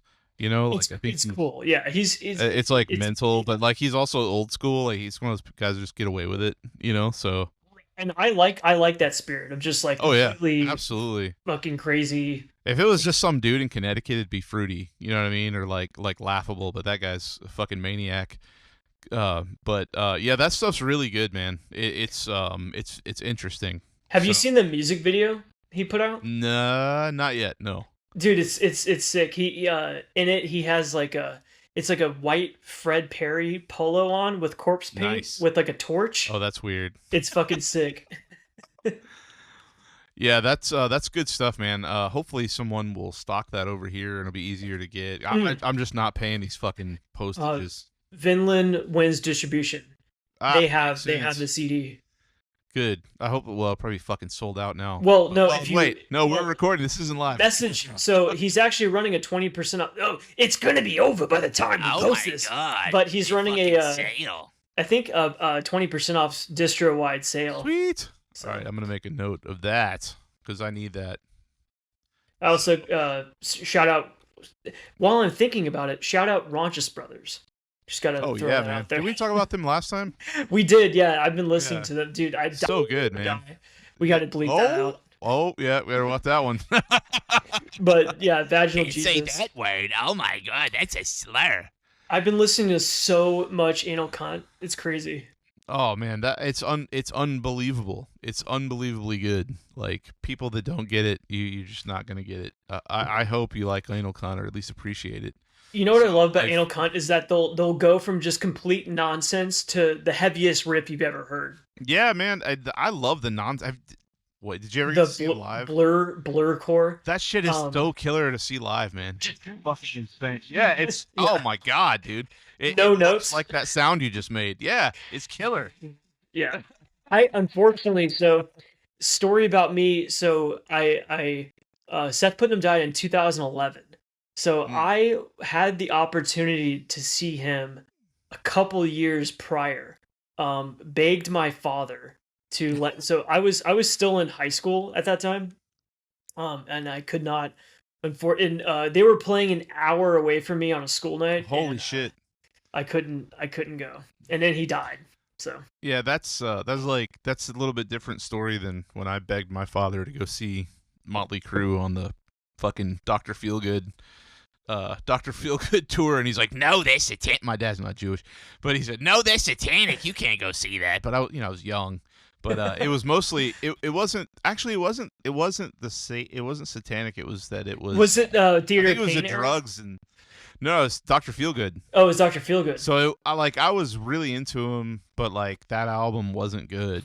Like it was terrible. I mean, Girls had like 3 or 4 good songs on it, but I was young still. So, but yeah, they played here, and Lita Ford. Oh, we talked about this. Yeah, Lita Ford and Blue Murder opened up, and I think Blue Murder might have opened for Bon Jovi. I can't remember. Anyway, but yeah, I all my friends went, and I was in 6th grade, and all my friends went, and then like we met, and they're like, that was the only one in my friend group that didn't get to go, and all I heard about for like the first 3 or 4 months was like, oh man, the fucking laser show pentagrams were so killer, just the fucking pentagram lasers, dude. We were 6th grade, so that shit was killer. You know? Yeah, that's a total bummer when you miss out. That's a little bit different. Asking my dad for that than you asking to go see Anal Cunt an hour away. Well, yeah. So my dad he let me see. I mean, I've seen some crazy bands. He didn't care, but it was the fact it was on a school night. That's what. Yeah. Plus, it was an hour away too. Yeah, so. That's what I'm saying. Like, it's a band called Anal Cunt. It's on a school night, and unpredictable because drugs. You know what I mean? Like when I saw it was great, and it was worth it. But I was able to draw. I was in my 20s, so like. What era? What do you remember? Which record was out by then? Oh my god, it might have been the one with the Motley Crue cover. Oh, fucking A. I think so. Let me look. Defenders of the Hate is my favorite. That's my favorite. That's a great one. Let's see which one came out. Top 40 hits too. That's one of my. Dude, they're so fucking good. And people who don't, so it's like I try to explain. It's like you have to. Okay, so if you've listened to like a few of their songs, you go, okay, they'll randomly have a song that will just be the blurcore shit, and then they'll have like an insane like negative approach type riff thrown in there out of nowhere, and it hits you like a ton of bricks because it goes from musical nonsense to just and it sets vocals on top of it. It's so good. Nothing better. Yeah, it was definitely Defenders of the Hate era because man, is that the one that's also got a fucking CD? Yeah. It was definitely that era because I remember they also played it was sometime between I can't remember. Someone may know, but they actually played. I don't know if they toured. They at least played 1 or 2 shows with Whitehouse in England on that same era, which was perfect. You know, like noise, but 2 different kinds. So, but yeah, it was that era. It was Defenders of the Hate era, and it was so fucking good. And I can't remember how long they played, but it was a perfect show. I didn't mind driving, and we had to drive back after. And he made fun of every person in the crowd, including myself. There's only like maybe 10 people there. That's and he like awesome. punched a girl in the face, which was wild. And did he have long hair, or was that right after he got out of the coma? Because I know they had to shave his head. It was before the coma. Yeah, he had long hair. So have you seen that video where I think it's him playing CBGBs, where he goes, "This song goes out to people that know how to die. It's called Body by Auschwitz." He definitely did some. He definitely did some. He definitely did more than a couple of racisms, and they played Holocaust at least 3 times, and any song they had anything to do with like being anti-Arab or Islam, it was they played that one multiple fucking times because at that point like. It wasn't like now where everybody hates their fucking country. Like people, like no matter who you were, what subculture you were part of, like that was a big event, and like everyone in the country was like on united around that. Yeah, I remember that. Yeah, I mean it was a good thing. So yeah, people don't remember, dude, because so in like that was the beginning of the end. So no, in like in the hardcore scene, it was like trendy to put like the American flag on like shirts for a while. Huh.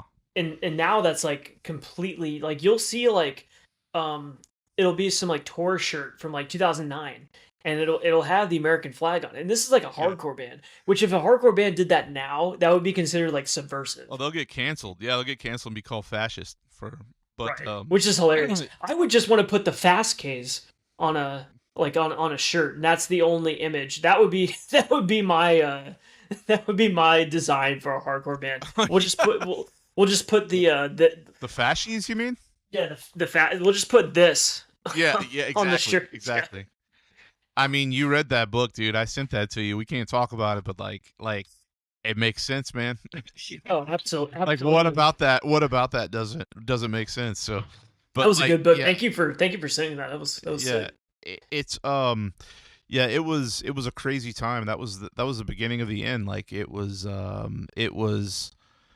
me that was the end of society. Like that those fucking planes were the final like death knell tolling of the West, because people like we had a chance at that point to turn things around because the 90s were completely degenerate and subversive and people weren't awake yet.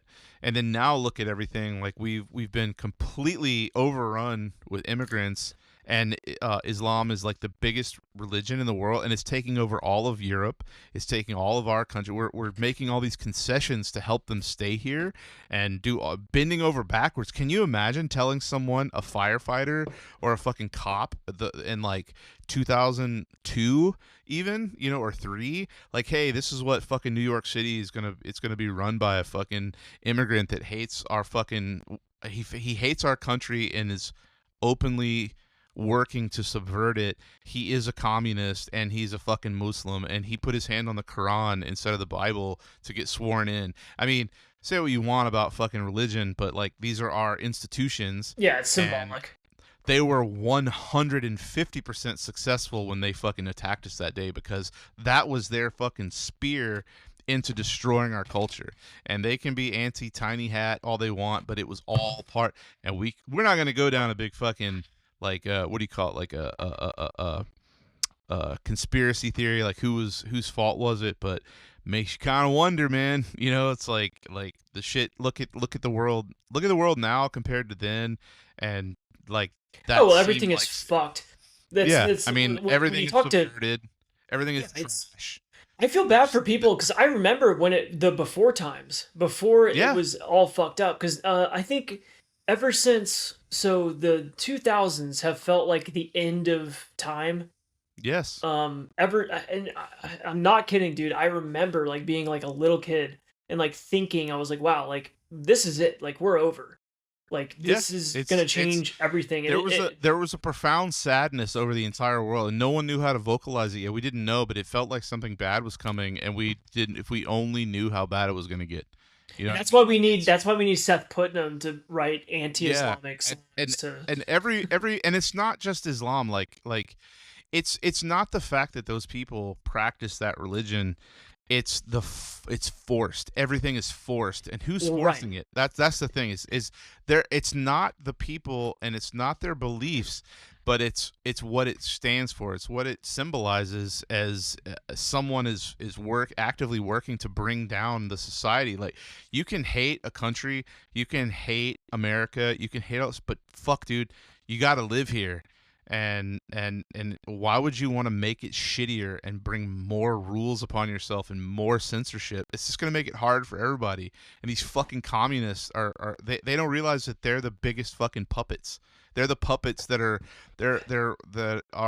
being they're fucking useful idiots to bring all this shit in. They're on the side of Pepsi. Exactly. We say it all the time. It's terrible, man. But yes, that's why anal cunt is so important. I know it sounds retarded and like fucking autistic, but like that will always, like, that show was so meaningful to me because it was like, this is a guy who fucking hates everything and talks shit about everything, but he was still like, fuck these people, they attacked our country. You know what I mean? Like, and you know what? Like, honestly, I think I can't say this with 100% fact, but I'm pretty confident. I'm pretty sure I've read and watched every single Seth Putnam interview. I'm endlessly I've been fascinated by this guy for a long time. I think he's misunderstood, to be honest. He was kind of he was the original troll.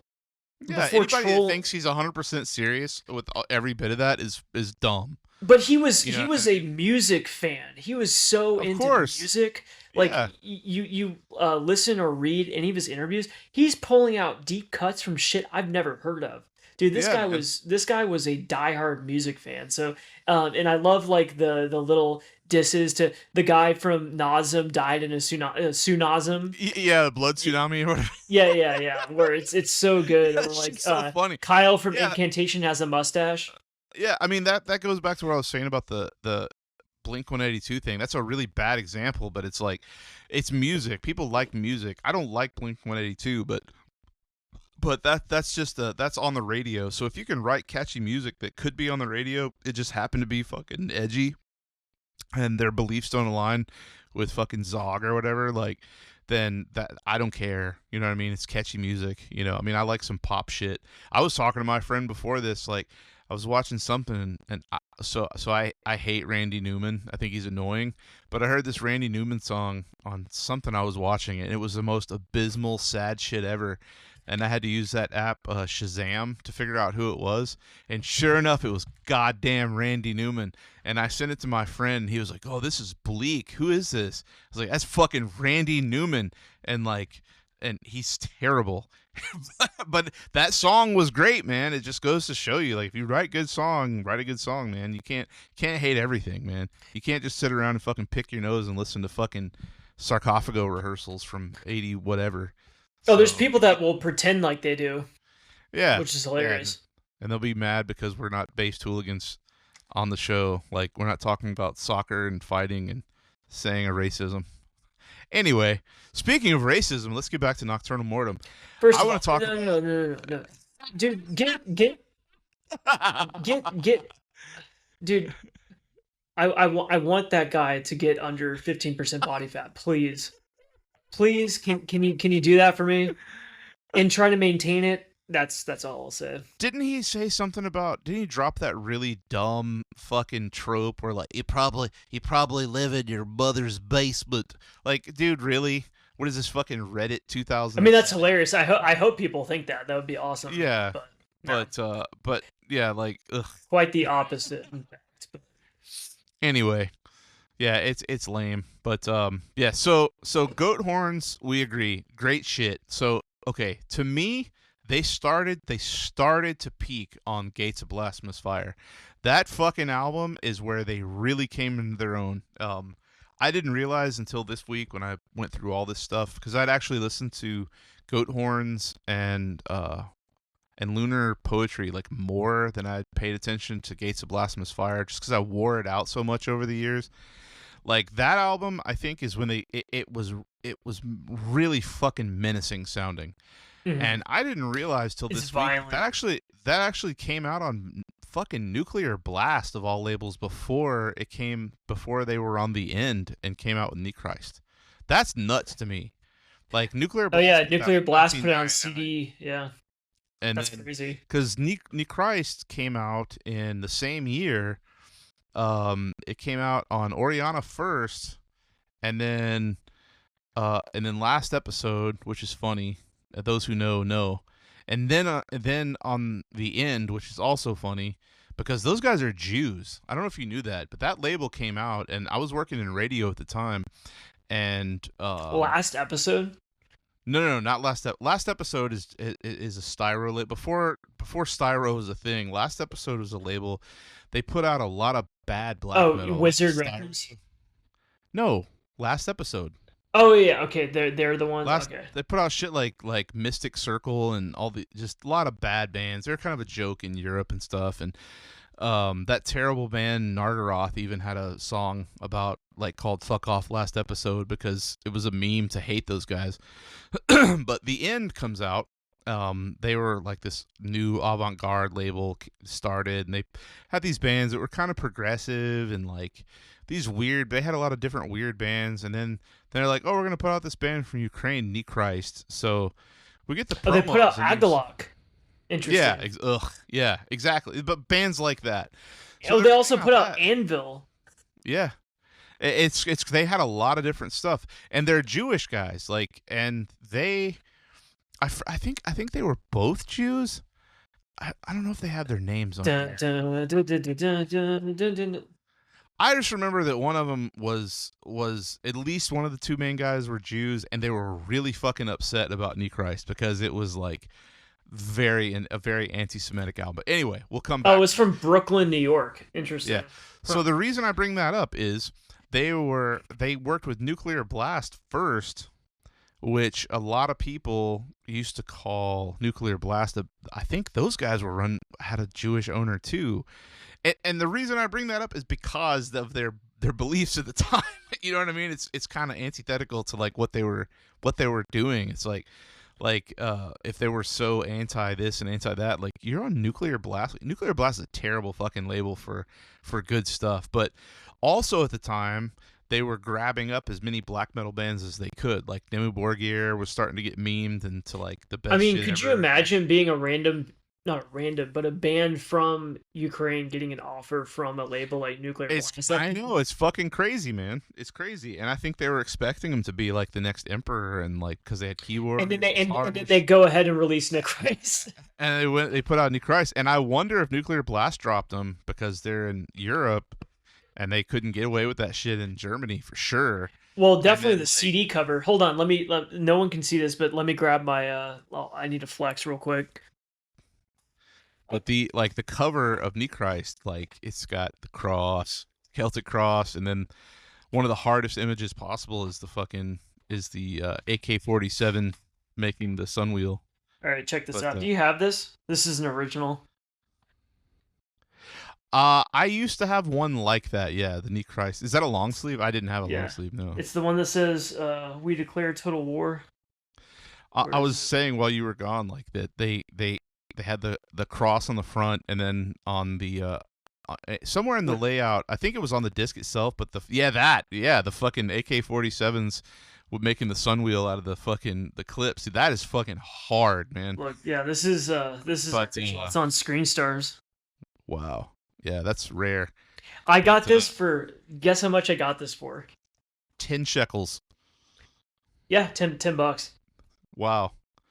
I mean, this was no one gave a fuck about black metal, dude. I got no one cares. Graveland, Blasphemy hoodie. No one gave a fuck about. No. That's the thing when I tell some of these kids, it's like, dude, you should have been around like 15 years ago. No one gave a fuck about black metal. You could buy all everything that's like $500 now was like $8.99 on eBay. Yeah, it's just wild what people play. But anyway, so Gates of Blasphemous Fire comes out. It's on Oriana first, and then Nuclear Blast. And I actually didn't have access to that until it got reissued. For some reason, like, the record store in my city didn't carry a lot of metal back then at all. Like, the mall actually carried more. But Tower Records didn't carry a lot of. They did some, but it hadn't really hit yet. So they were just like selling pop or whatever. But so I don't think I got Gates of Blasphemous Fire until the end did it. Or I got like maybe a tape in a trade or something. But I loved it. I thought it was great, and it was totally a natural progression into Nechrist, and it was really, really violent, and I think that is more Emperor worship because the guitars are kind of in that style of Nightside Eclipse. Yeah, it's a blur. And I need everybody to know that whenever I say Emperor worship, I don't acknowledge anything after Nightside Eclipse. So Nightside Eclipse and before, just like a blurry riff, and like you can't really understand, and it's really EQ'd weird, like there's no fucking mids, and like there's no low either. It's just all highs and I don't know, man. It's crazy sound. It's really off-putting, but I love it. And then they just really leaned into it from then on. But yeah, Gates of Blasphemous Fire is fucking amazing. Everything about that album is great. I don't think there's any fucking any filler on that. It's another 52-minute fucking album. That's long. That's a lot of black metal, and it is not fucking. It doesn't get boring to me. No. Yeah, it's really good. And in terms of, this is, I would say, one of their most like ferocious and aggressive records. Oh yeah, man. It's I forgot how intense it was until I revisited it again this week. But because the keyboards kind of take a seat back. This is very they're guitar forward. But it's very guitar forward. But they got that weird production. This is the first one where they kind of had that really bizarre guitar tone, and a couple other bands from that area were doing that. Like not in Ukraine, but just Eastern Europe. It was just really weird. Like it's almost like it's like only treble. Yeah, like it's no really, low end, but not in a Dark Throne way. You know what I mean? Maybe that's what they were going for, but it's not raw like Dark Throne. Like, and when I say Dark Throne, I mean like Transylvanian Hunger and before, and all that kind of stuff. Like, it's like trebly, but not like hissy. You know what I mean? Like, there's no high end hiss, but it's a really weird guitar tone, and it's very similar to Nightside Eclipse before it got remastered and everything. So, dude, have you ever tried to? They have pages of lyrics too. There's like so many lyrics. Oh yeah, man. Yeah, it's crazy. Did one of the guys in Lucificum die? No. Yeah, I think that guy's still alive. The guy. Well, why the fuck are they dedicating every goddamn? I thought that too. These guys like lovers or something, man. Like, yeah, because every album is. I think he's still alive. Igor Namchuk, but maybe it was because he ran Oriana Music. So and he also did Propaganda. That makes sense. So he was. I thought that was weird too, because I was like, okay. He looks like fucking Rasputin the Mad Monk, but with corpse paint in his Metal Archives picture. But I guess I need to revisit Lucificum. I can't remember if I liked him or not, man. Is it styro? It's styro coated, I would say, for sure. I was trying to explain to someone what styro is today, man. And because someone asked, and it's a term that's come up before, and I think it's something that we need to define 100%. So styro does not mean bad. Okay? No. I think we've said this time and time again. I think sometimes people get offended. But it can mean worthless. It can mean worthless. It can mean something that you can take or leave. The literal definition is like getting packages. I mean, I guess it still happens now, but back in the before times, this is styro. You would. Oh, yeah. I sent you some styro. I sent him a package with some styro and also some fucking actual styrofoam. I was hoping he picked it up. Did I put some in a plastic bag like it was a product? Yes. I meant to do that. Yeah. It was in it was in like a t-shirt label or a t-shirt package. It was literally just styrofoam. Yeah, it's a styrofoam, yeah. But yeah, styro is like, it's like you would get packages, like you would get a CD, like a package of CDs or something, especially if you order, the more stuff you bought, the more styro you would get. So if you bought like $50 worth of CDs from a distro, they would be like, okay, well, this guy's sending, now that used to be a lot of money. You used to be able to get maybe 4 or 5 CDs for that much. But you'd get 3 or 4 CDs of styro. Sometimes it would be label samplers, which are always the worst. And sometimes there would be just like some shitty band's demo or like some band that this label has gotten 100 copies of and they've maybe moved 2 or 3 and they can't, so they're just giving it away, man. It's basically bargain bin music. If you've ever been to a big record store, it's bargain bin shit. But there's some good stuff in that bargain bin. But you can go to a bargain bin and you might find some bangers, man. But so styro is not always bad. And man, styro should always be defended. So I don't know. I think it's important. Defend styro, 100%. Yeah. So and as my wise friend said, let me get the full quote here. I just had this. Magic is temporary, styro is forever. Yeah, magic is temporary, styro is forever. You can't get rid of it. It's always going to be in the landfills of CDs that are coming in the future. When the Terminators are rolling over our bones, there'll be some fucking styro discs. There'll be Lucifagum fucking CDs and shitty South American death metal bands and stuff, dude. It's just it's I don't know. Styro, it's always there, man. Any metalhead worth their salt has gotten a package filled with styro, but it's not always bad, man. It's good to have. So yeah, you know what's funny is like as soon as that term was put into context for me, I knew exactly what they were talking about. Because man. Yeah. I wonder if other scenes have styro. I'm sure they do. Like I always get records from Discogs, and it's usually like non-metal stuff I buy, and they'll send me like some garbage, like some I don't even know what the fuck it is, and it'll be some awful jazz album that's like not good jazz. It's like some fucking like nowadays jazz it just sounds like elevator music. But it's like, yeah, I need to put 2 of these records in here to keep your expensive records safe. Like it has nothing to do genre wise with what I bought. But yeah, it's just filler music. Yeah, it's filler. It's filler for packages and it's filler music, man. But sometimes you'll check out that filler and you're like, holy shit, this is amazing. Yeah, you'll find something. I had a guy send me a bunch of hatecore albums as styro, and it was like, holy shit, these bands are all great. But to him, it was styro, man. One man's styro is another man's fucking listening for the next 2 CDs. One man's styro is another man's playlist. Do you remember which hatecore bands they were? It was like Pagan Skull and something else. It was newer hatecore though, and it had one's called like I don't know. It was like anti democracy. Or it was really bad, but it was fucking awesome. Like it was really good. It's in my to be listened to cubicle in my fucking. I'm a sucker for anything like that has like an extremely. So if it's like a heavy guitar backtrack with like a lead over it, like ding ding ding ding. I'm a sucker for that. Yeah, it's really good. It's very very offensive and it's very very racist. I just can't remember the name of it right now. It's all clean. Like there's no fucking curse words or anything.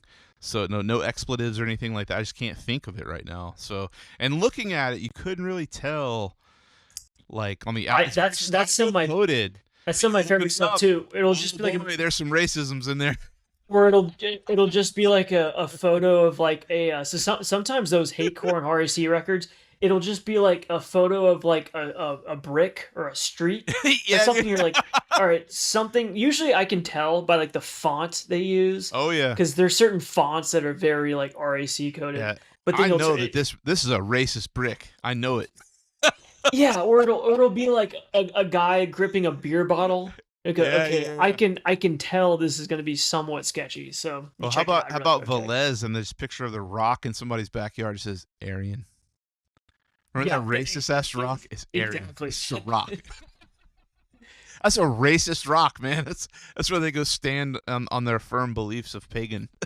It's the most racist rock in existence. It's on a Veles. I really record. like that band Conquista '88, and I'm trying to see if Dude, they have. hold on. Yeah, they've got man. I don't know. Look All at theirs this. is pretty solid. Man, that album fucking. Did we talk about that? I don't Or think did so. you tell me you just got that? Did you just recently get that Conquista '88? No, I've had this. European Song of Glory. That's so fucking good, man. Is that one of the reissues? It is, yeah. It's a reissue. Okay, because they came out with a box set, and then Yes. it was expensive and it sold out really quick. But then I think they reissued each of those things individually. I could be wrong, but yeah, Conquista '88 is some of the best shit ever. So here we go. Here okay, Conquista '88, ASP. It's got an Iron Cross, whatever. It's the same Iron Cross that's in like some biker show, and it's got a skull. But then you open it up, and I'll be damned if it's not racist as shit. That's actually a 7-inch, but yeah, I was hoping that Conquista '88 had a fucking had a stone or one of those album covers. I love that just shit, some like a beer bottle. It's like an ambiguous cover. Yeah. That's how this shit is, man. Well, that's how that Sniper album is too. Like it looks hard as fuck. It's like a tank in the snow. And I was like, what is this? And I was like, holy shit, this fucking rules. So, but yeah, that stuff is great, man. I love Conquista '88. We should do a whole episode on that kind of music. That'll have to be a paywalled one, man. Well, yeah, that'll be annihilated instantly. Yeah. You can't even say that number twice in quick succession and not get on some kind of algorithm. But anyway, so Nocturnal Mortum is on Gates of Blasphemous Fire.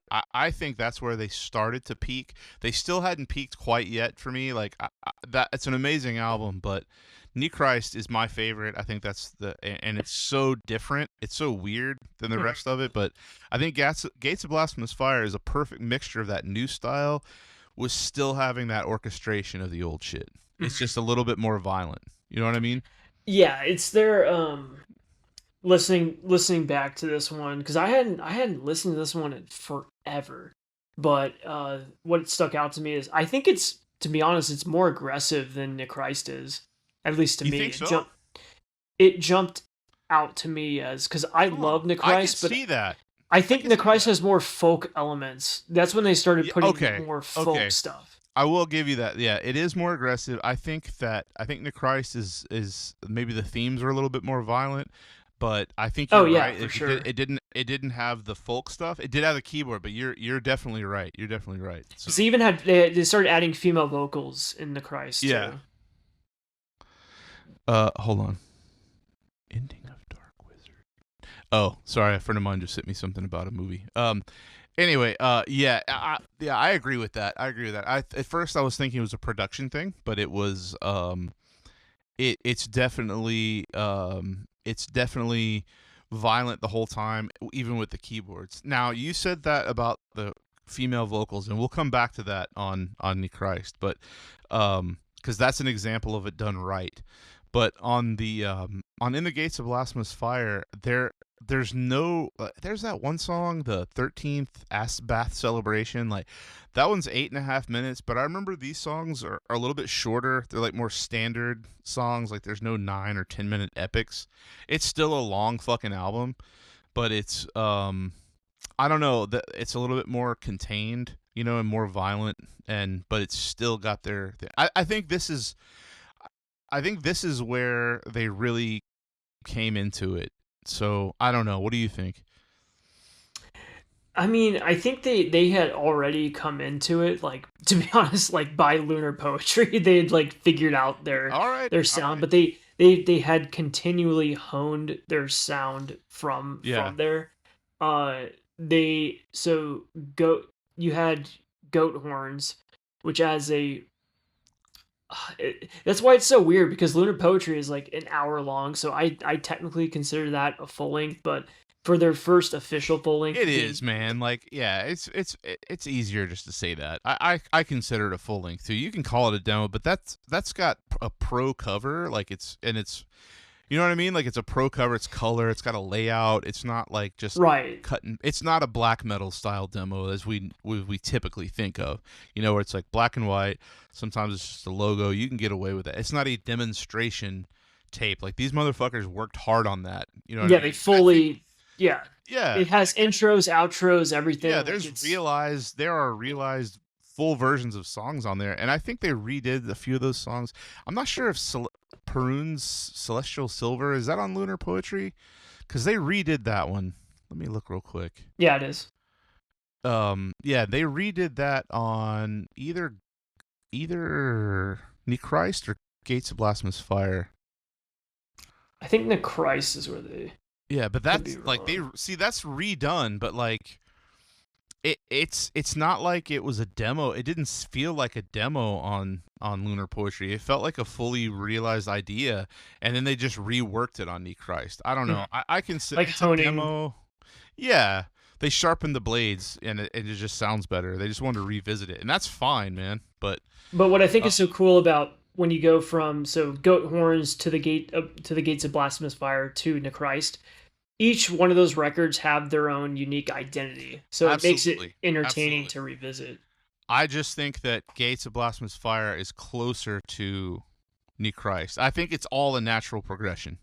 Oh But yeah, for sure. Because but Nechrist, I think, is their most like notorious record. yeah. Uh, they're that's the one that's like just straight up blatant NSBM.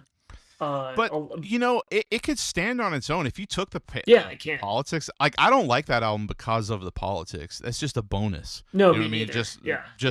Just like the Graveland and fucking Full Moon and Velez. Like it's like, oh, these guys also have like base beliefs. Like Nick Christ is a great fucking album. I get riffs from that album stuck in my head all the time still, you know. Same. It's epic, but it's not. I think it's like it's got the keyboards on that are really fucking crazy. Like they're really big sounding, especially on the remastered version, and they sound huge. And the production is wild. Like it's kind of bad, and a lot of people hate on it in the early reviews. But It's I think swirling, I'd say. yeah, It's it's very crazy, and like nuts. I like there's female vocals, but I like them on that, and they're not singing over the music. You know what I mean? Like, it's all about the register with female vocals. Like, I hate female vocals that are. It feels like they're there just to add this like goth element, and it's done so poorly. And the Hmm. girl can't sing, or if she can, she's singing in too high of a register. She should match the music. And I don't mean like metal vocals where they're like doing a mid like a heavy metal thing, but like the falsetto vocals like like that's not I a know what you heavy mean. thing. Yeah. Yeah, it doesn't sound gothic. You know what I mean? It sounds like bad music. But in Nechrist, it's like it's clearly like a pagan. It's a cultural It's thing. It's a pagan hmm thing, and it sounds fucking great. And people make fun of the instruments. Like, you know how easy it would have been to do, especially for those guys, to replicate those sounds on a keyboard, but they did it with real instruments, and like they call it like an orchestra, and it's all not only like pagan instruments but specific to their region. That makes it that is more interesting to me as them being a nationalist band, at least at that time, than just putting symbols and iconography and saying a racism and stuff like that. Like that shows that they are truly into where they come from, and they are truly behind their soil and proud of it. And that stuff sounds prideful, but not in this way as like Fapowd and Risti does. It sounds prideful with anger. You know what I mean? Like they're hmm defending it, and they're fighting for their bloodland, and it sounds cheesy, especially nowadays, but like that's what that album sounds like. It sounds like fucking war. That to me is their Thousand Swords. So, Oh yeah. And it's solid all the way through. The only thing that's cheesy is like it got like 88 tracks or something. Yeah, And with it's like like the crickets or instrumental. something. Yeah. Come on, man, that's goofy. But like, at least they put some stuff there. But I fucking love that album, man. It's so fucking good. I mean, speaking of anal cunt, that's like an anal cunt move to put a bunch of bullshit tracks on a record just to say, what is it, the 400 song EP? Oh yeah, that rules, man. That was back when punk bands would do shit like that. Like I used to buy 7-inches like that just because it was that fucking ignorant and stupid, dude. It would just be like 3 seconds long. So. Yeah, exactly. It's in that spirit where it's like, okay, because I can kind of appreciate a gimmicky thing like that, but not to say that this record is gimmicky in any way. Oh in terms no, of music. I mean that was the time. They're not the only band that have done that.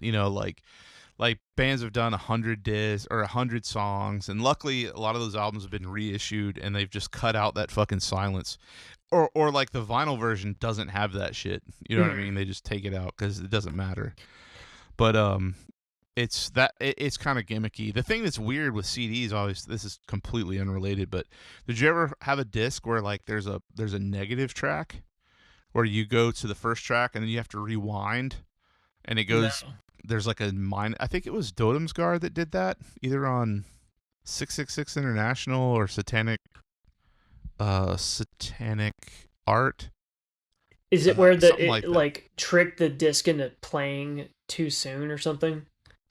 No, the only way you can access it is if you start the song like normal in a CD player, not a computer, and hit the rewind button, but like not jump track, but like fast forward. Rewind, you can hold it and it goes back. And sometimes it would only work on like a cheaper like a Walkman or a Discman or something, and you could go back. I think Dream Theater may have done that, or some prog band. I don't know if it was Dream Theater, but some prog type band did something like that, and like or some band. It wasn't Tool, but maybe a band like that. Like I don't know. I'm sure some fucking fruity band like ISIS did some shit, because a lot of bands were doing that in the 90s. They were doing weird shit like Neurosis did that with like Tribes of Neurot. They like you could line discs up, and it was, I don't know, but I don't know. Yeah, it was to be like subversive with the format. Yeah, which I can respect that, but with Nechrist, like there was all that shit that was extra, and you didn't fucking need that, man. But that album, I don't know. I think there is a difference between the original. Well, there's a difference between the cassette, the End Records version, and that reissue that got remastered. I think they all sound like 3 different mixes, and I love all 3 of them, but it's been remastered or reissued so many fucking times. It said it got remastered again in 2023. I don't know, but I actually prefer like the first version on the cassette. Like that's my favorite, not just to be cool, but like it sounds really raw, and something about it is just perfect. And I don't know why I like that album the most, but it's I think it's just honestly it's the riffing. It's just fucking, it's really violent, and then they'll just break into like a fucking heavy metal riff. I forget which song it is, but it'll be going nuts, and then it'll just be like, and it's just, and then they'll just go back into some epic fucking keyboard thing, but it's perfect. Yeah, they go back and forth between the blast passages, and then like you said, they'll randomly go into borderline traditional heavy metal riff, but it's like in the context of their Nokturnal Mortum songwriting, which I think is so cool. Is it? Let me see. Is it Jesus' Blood where he drops a big racism? Like that song fucking rules. But what's the one where he drops a white power? Do you know what I'm talking about? Yeah, he just fucking screams that. That's not on Jesus' Blood, but well, there's the line at the very end, which I can't say, but if you look at the lyrics, on Jesus' Blood. Yeah, at the almost. Oh yes! Oh yes! Yeah. Our fled. Yeah. That's not good. I mean, it's yeah. Bass department. I think the next one's fucking. Yeah, a lot of this is in Cyrillic, so I can't need Yeah. to translate it. But yeah, there's definitely some gamer moments, we'll say, on this record. Yeah. Man, what is that song? Someone will say it, man. The one where he drops a fucking WP. It's not the song that's called the Iron Spirit. It might be. Yeah. It's called the Iron Spirit. Yeah. Yeah, I'm looking for it. I gotta look. Silver people with. That oh one. My God! And I see cut the coins. They cut the coins edges. Oh yeah. God damn these fucking lyrics, man. It's like several stanzas. Like that's fucking awesome. See, like these lyrics are what people think GBK lyrics are.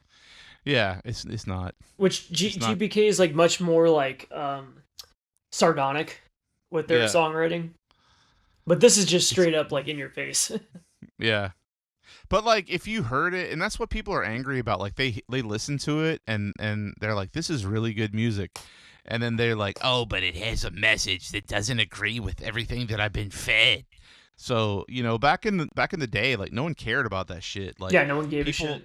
People that were lefty would even listen to it, and like you could go to a show and like there'd be lefties there, and there may be a fight, but like everybody would end up having a beer afterwards. You know what I mean? Like, but now it's just like everything is so goddamn split, man. Like there's this fucking expression, get over yourself, But yeah, that one, I don't know. Do you like goat horns more than Nechrist? Yes. Honestly, yeah. I mean, I love Nechrist, but I had to go with goat horns over it. I will revisit it, and I mean, my take is kind of poser. I like the most popular one, like the most, but like it's I don't know, something about it, man. Now, what I want to know is, did they ever do something as good as this immediately after? Like this episode makes me really fucking curious, and want to revisit the Touchgrass album. So, like they did from my memory, it's nowhere near as good as Nechrist. I don't see. That's how I remember it, man. I don't remember it being very good. I was just kind of let down. Like it didn't suck, but it was just a letdown. And like I'm looking at this now, every other goddamn song is a fucking instrumental. That's too much, dude. Like a 3-minute instrumental. Was it more like they were they leaning more into like was that like their, okay, we're gonna lean into the pagan folk? I think so. Like it's got the flutes on there and like the ocarina.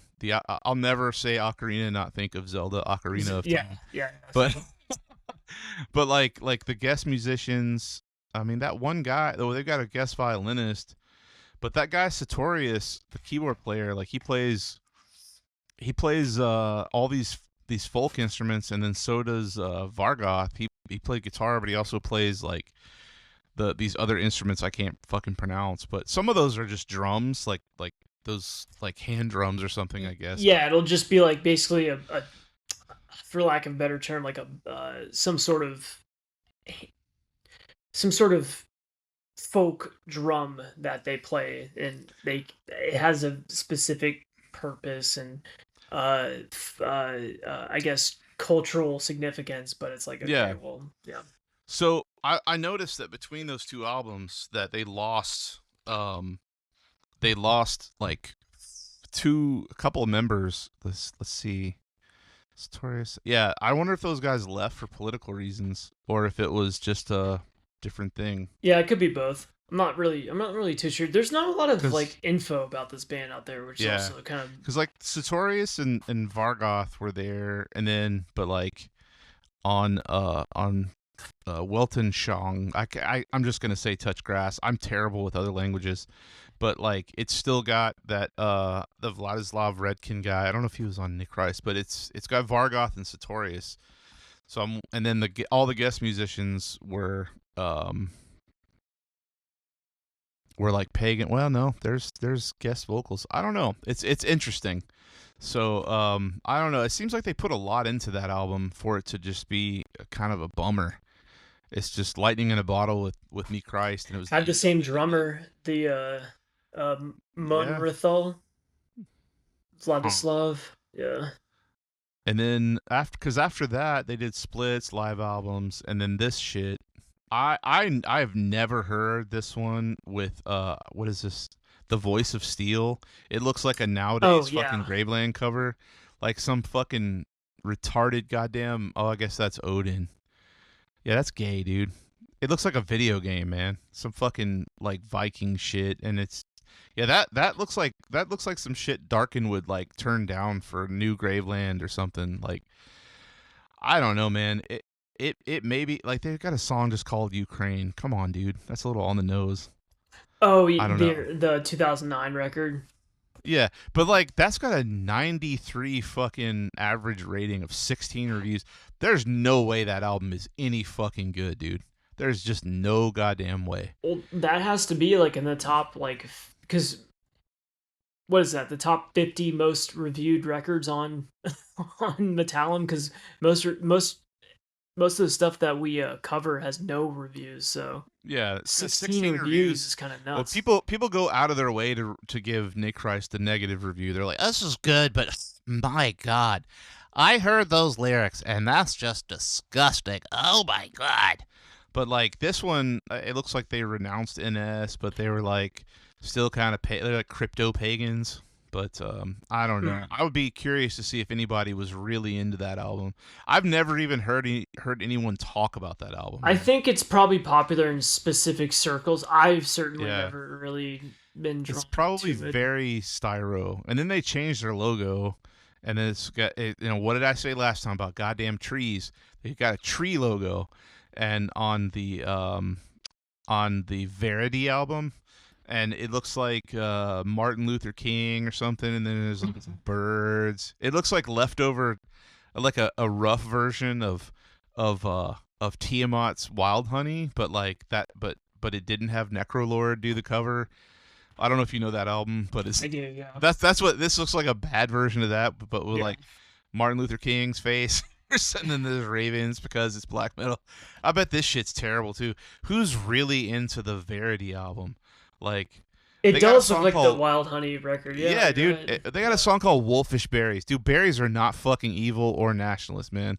And that's bad, dude. This has got to be really fucking bad. So I just think something happened, man. They went full retard, and you never come back from that, man. So, and then this album, it's called To Lunar Poetry. I think did they re-record Lunar Poetry or something? No, Freezing Dreams, Perun's Celestial Soul. Let's see. I was trying to figure out what that meant. Because I always assumed they re-recorded Lunar Poetry, but I could be wrong. I wonder. I hope. I mean, I don't even want to. I don't even want to hear. Like, I'm not the biggest fan of Lunar Poetry, but I bet that sucks. Like, yeah, it's not a reissue. I mean, it could be.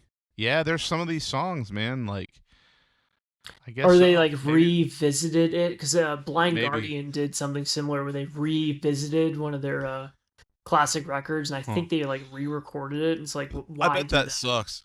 I bet that really sucks for. You're revisiting material that you wrote when you were in your early 20s as like a 6-year-old man. So it's not going to be that cover is very shitty. It looks like something like Napalm Records would put out, only there's no titties on it. So it's like a hand and like some snowy demons or something. That's fucking stupid, dude.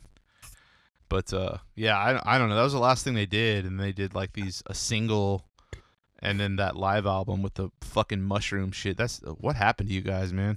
Ugh. Just quit, dude. Why do you keep doing that? I guess you just want to play music for a living. But fuck, man, that just sucks. It would be based if they played like one of these fests and they just broke out with fucking Call of the Aryan Spirit. Like, we're gonna play some old shit. Yeah, just go straight into it and then be like, hey, this is the Nechrist album, and it's like all these people are like secretly stoked, but they're like, ew. Well, I think Nokturnal Mortum is one of those bands that they're like confined to playing the quasi sketchy fests. Kind of like a Steel Fest scenario. It's not outwardly like but they can't play like or maybe they can. I don't really know. I haven't paid attention to the shows they can play, but I don't know. You get what I'm saying, where they can play Yeah, like those yeah. quasi adjacent ones. Yeah. It's like kind of like Metal Threat. Like they'll have some shit, like it's metal, but they'll also have some sketch bands, and then someone will fucking complain, and then blah blah blah. It probably happens a little bit less in Europe, but I don't know. No, I think it happens more in Europe. It depends on the Well, country you're in. outside of, yeah, maybe in Germany, but like, are they really doing that in Italy, or like Yeah, I fucking don't think so. Spain? You know, Or like, Finland, even. yeah, I mean, people try to like bring shit down, but God, that is so lame that people that are like championing these beliefs and like, but they at the same time, out of the other side of their mouth, they're like preaching free speech, but they think that this other speech is dangerous, and like that's such a boomer fucking conversation to me. You know what I mean? Oh yeah. Like this, and it's not doing anybody any good. It's fucking 2026, man. Like kids that are really young are exposed to so much shit because of how subversive the fucking internet is. You know, you're not going to change anybody's mind. All you're going to do is codify somebody's beliefs.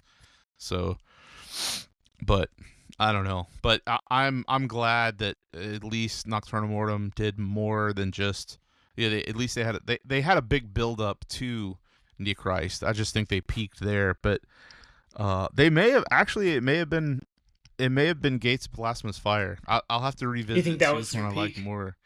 I don't know. There's some of that, the keyboards and stuff on Nechrist is so fucking epic. Like it's really, it's more than just,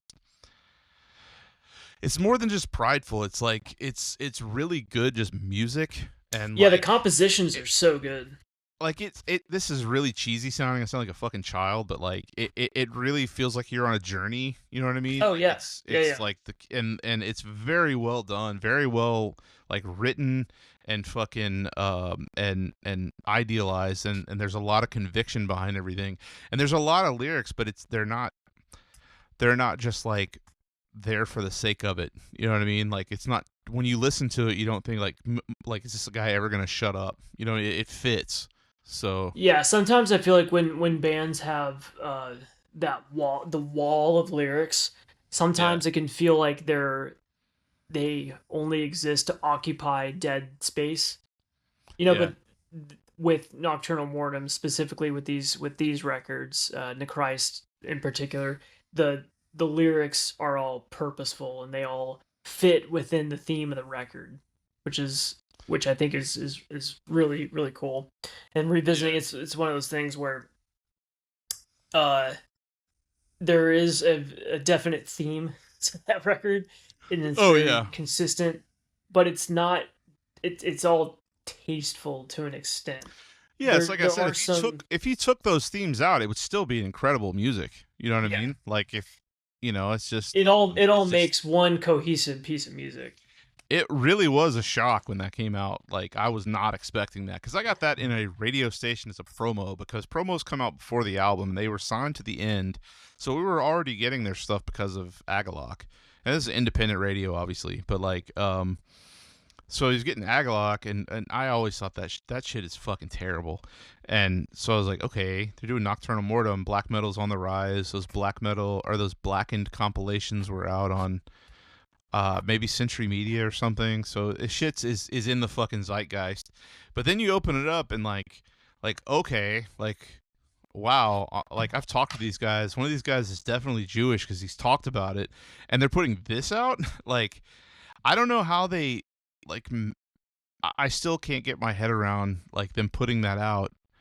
And then I think they did backtrack and kick him off the label, but I think they waited until the fucking people were complaining, which is a very Jewish thing to do. But I don't Just know. wait. Yeah, You know what I mean? Like there's like, well, if it sells, get some album sales. Yeah, yeah. I mean, but it was wild. It's totally, and like also you don't really Did people care back then? yeah, dude, that album had some heat. Like people were into it. Like I mean, I played it a lot. I played it because I could. You know, it was, you had to play certain bands that's like you would get sent promos, and you had requirements. You had to play so many of the promos because that was a whole thing. Like major magazines used to cover the independent radio charts. Mm. There was no money involved, but it was also about sales for the company. It was a whole thing, and the world has completely changed since then. But it was charting. I mean, people were playing it because they sent it, and black metal was getting popular.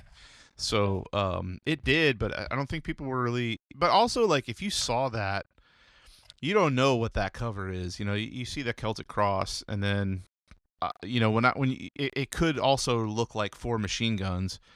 I mean, maybe it's supposed to just be 4 machine guns, but I definitely see a swastika there, and it's hard as fucking nails. But, like, I don't think the lyrics were not in the promo. Did you ever see promo CDs, the slim lines? You ever seen those? I don't even think they make them anymore. They're like little, they call them CD wallets now. But it's just a little paper envelope, and it'll have the album in it, the album cover, and on the like back this? it would be this. Yeah, that doesn't open, does it? No, it's just like it's like a little like yeah, envelope. yeah. It was like that, but it did not have any fucking did not have any paperwork with it. All the paperwork came, and it was called a one sheet, and it would be a printed piece of paper. It would have all the promo information. It would say, for fans of this, and that's where that for fans of shit came from. Is from radio, and then it would also be like, these are the songs that are doing well, because they are under 5 minutes. It's easier to play, because, like, my show was 2 hours long, so I'm not gonna.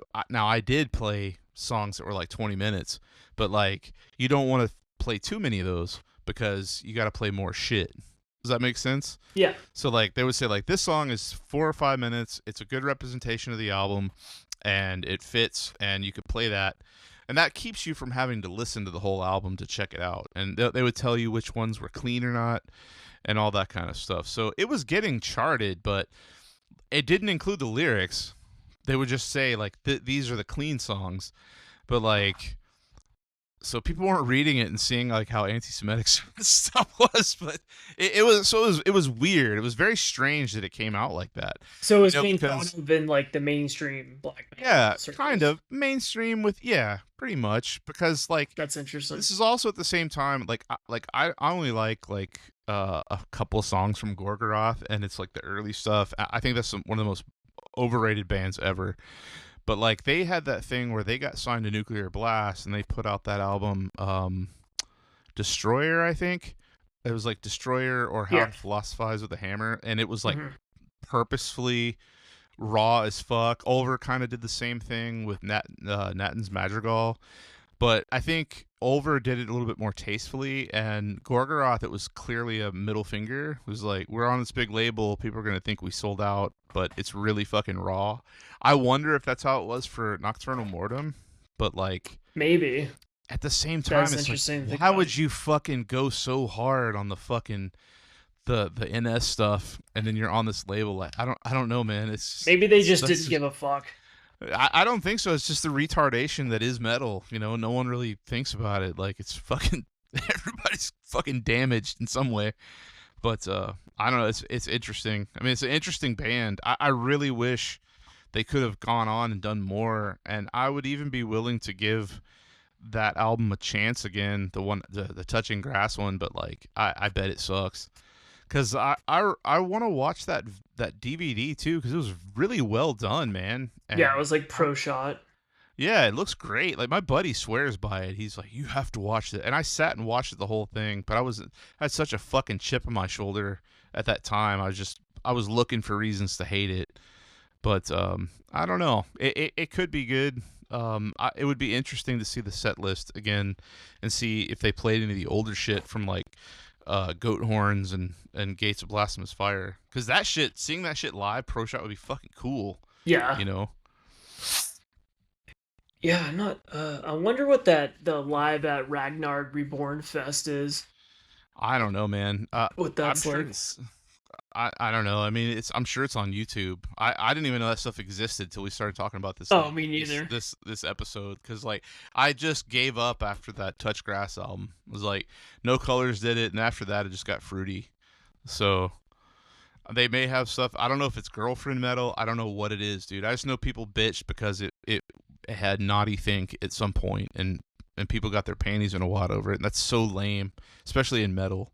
The last post they had was October of last year, and it's just like, there's no caption. It's just a dude from the band in a Gontina Cry shirt, which is funny. And then like most of the comments are in, I guess, Ukrainian. And I do believe Ukrainian and Russian language is different. I'm not really sure, but it's in Cyrillic. So then there's some like really fruity old picture. I don't know what the fuck this is. Yeah, I guess there was some like, oh yeah, it's like 1993 old photos. But yeah, I mean, I don't know if this is, I guess, an official site or official thing, but there's no like statements or anything. Who knows? Yeah, I don't really know what they're up to these days, but I think they're, at least in some aspect, kind of active. Like they'll play shows every once in a while, which I think they are still a fairly popular band, specifically for their older material. Yeah, I guess it's just Euro stuff because all the shit's getting reissued. I'm looking now, like all the stuff's been reissued multiple times on vinyl, and then like it says official merchandise on Amazon. What the fuck? It must just be one of those things that's just, it's the dude. Yeah, nothing comes up. It's the print on demand fake bullshit. Yeah. Oh wait, it's the two releases that are available on Nokturnal Mortum are Culverot and Twilight Fall reissue. There's a live album and the reissue of the demo from '95. Yeah. And I think it's just digital. Yeah, that's bad, dude. Ugh. Yeah, I don't know if they're still, I mean, it would be interesting to see what they do next. I mean, I think bands in this political climate in Ukraine doing any kind of music is interesting. Like, I'm so sick of that fucking war, and there's so many things around it that I dislike, and it's more than just Russia and Ukraine, but like, it would still be interesting to see a band like that that's not a full-on just Neanderthal NS black metal band do some type of album about that kind of stuff. Because no matter what side, everybody's got a fucking side on that war, and like, and the politics are different, and it's all of it's dumb. Like, but like war is fucking pointless and dumb, but like it would be interesting to see their take on it. Like, I bet Druk has probably done something. Like, one thing that the metal scene as a whole has always suffered from since the internet is this inflated sense of ego and like people making fucking statements. And this goes with anybody on the internet, like people making statements like, oh well, what's their statement on this thing that's happened, what is the current thing. Like, Scott Ian is the worst one from fucking Anthrax. It used to be a joke, like what is Scott Ian gonna say about this? So like I think he just put out some kind of statement on anti-Semitism this week, but then he was like, at the end of it, he's like, oh, by the way, we've got a new album coming out, and we're going with Megadeth. It's like, come on, dude. Like, and it's like, yeah, it's complete. It's totally embarrassing. Dude, Anthrax has never done anything of any value. I don't care what anybody says. It's party comic music. It's like fucking guar. It's a joke. It's fucking garbage. It's trash. It's metal in name only. It has guitars but it's fucking goofy, and it's terrible music. Yeah, it's and retarded. I don't see how it's fun. I hate fun. I fucking hate fun almost as much as I hate communities, dude. You don't need to fucking have communities and fun in metal, dude. Like, what's so fun about that? Like, and I know that there's like those albums. What's so fun about metal, huh? Well, they have those albums like Persistence of Time, which like they parade is like serious metal, but they're goofy. Yeah, people have memed that, dude. I fucking thank you. People have memed that into being a relevant record. It's funny that they're considered one of the big four. I always thought that was strange, because it was like, who's actually like a serious metal, who's actually into Anthrax? You can probably be dude, that I've seen them a couple times, and every single time I'm like, I'm sorry, man. This is just like a boomer. You know what they are? They are show. Not even concert. They are like showcase styro. You know, when you got a showcase bill, they are the styro. Like, has Anthrax ever fucking done their own headlining thing? They are the eternal styro openers. Like, I bet they would even open for a band like Pantera. You know what I mean? Like, 100%. Because like I'm talking about like in the Sound of White Noise era. You know what I mean? They had that big single, and like I forget which album Pantera was on, but I like Anthrax has been around since the 80s, like as long as Metallica, maybe a little longer, and like. But they've I don't know if they've ever had a headlining tour, even on the big ones like Persistence of Time and the other bullshit they put out. Like, I really like that. I really like Joey Belladonna's. I think it's Joey. Is Joey Belladonna? Is Joey Belladonna the Native American guy? I believe like, so. I think that guy's got legit vocals. I think he's a great singer, and I think he also does not give a shit about metal and metal culture because. I went to go see that Anthrax. It was called either the Big Four Live. I think it was in Sofia, Bulgaria. They did a concert. It was maybe Metallica, Anthrax, Megadeth, and Slayer. That's the Big Four, right? Mm-hmm. Yeah, they did it. They did a revision of it, and they did it live, and it was like broadcast in theaters. And they did that. They did a cover of Am I Evil, and like fucking Joey Belladonna didn't know who the fuck Diamond Head was. He was like having trouble with the lyric. Like he didn't give a fuck about that. I respect that more than just some like the fucking Scott Ian's.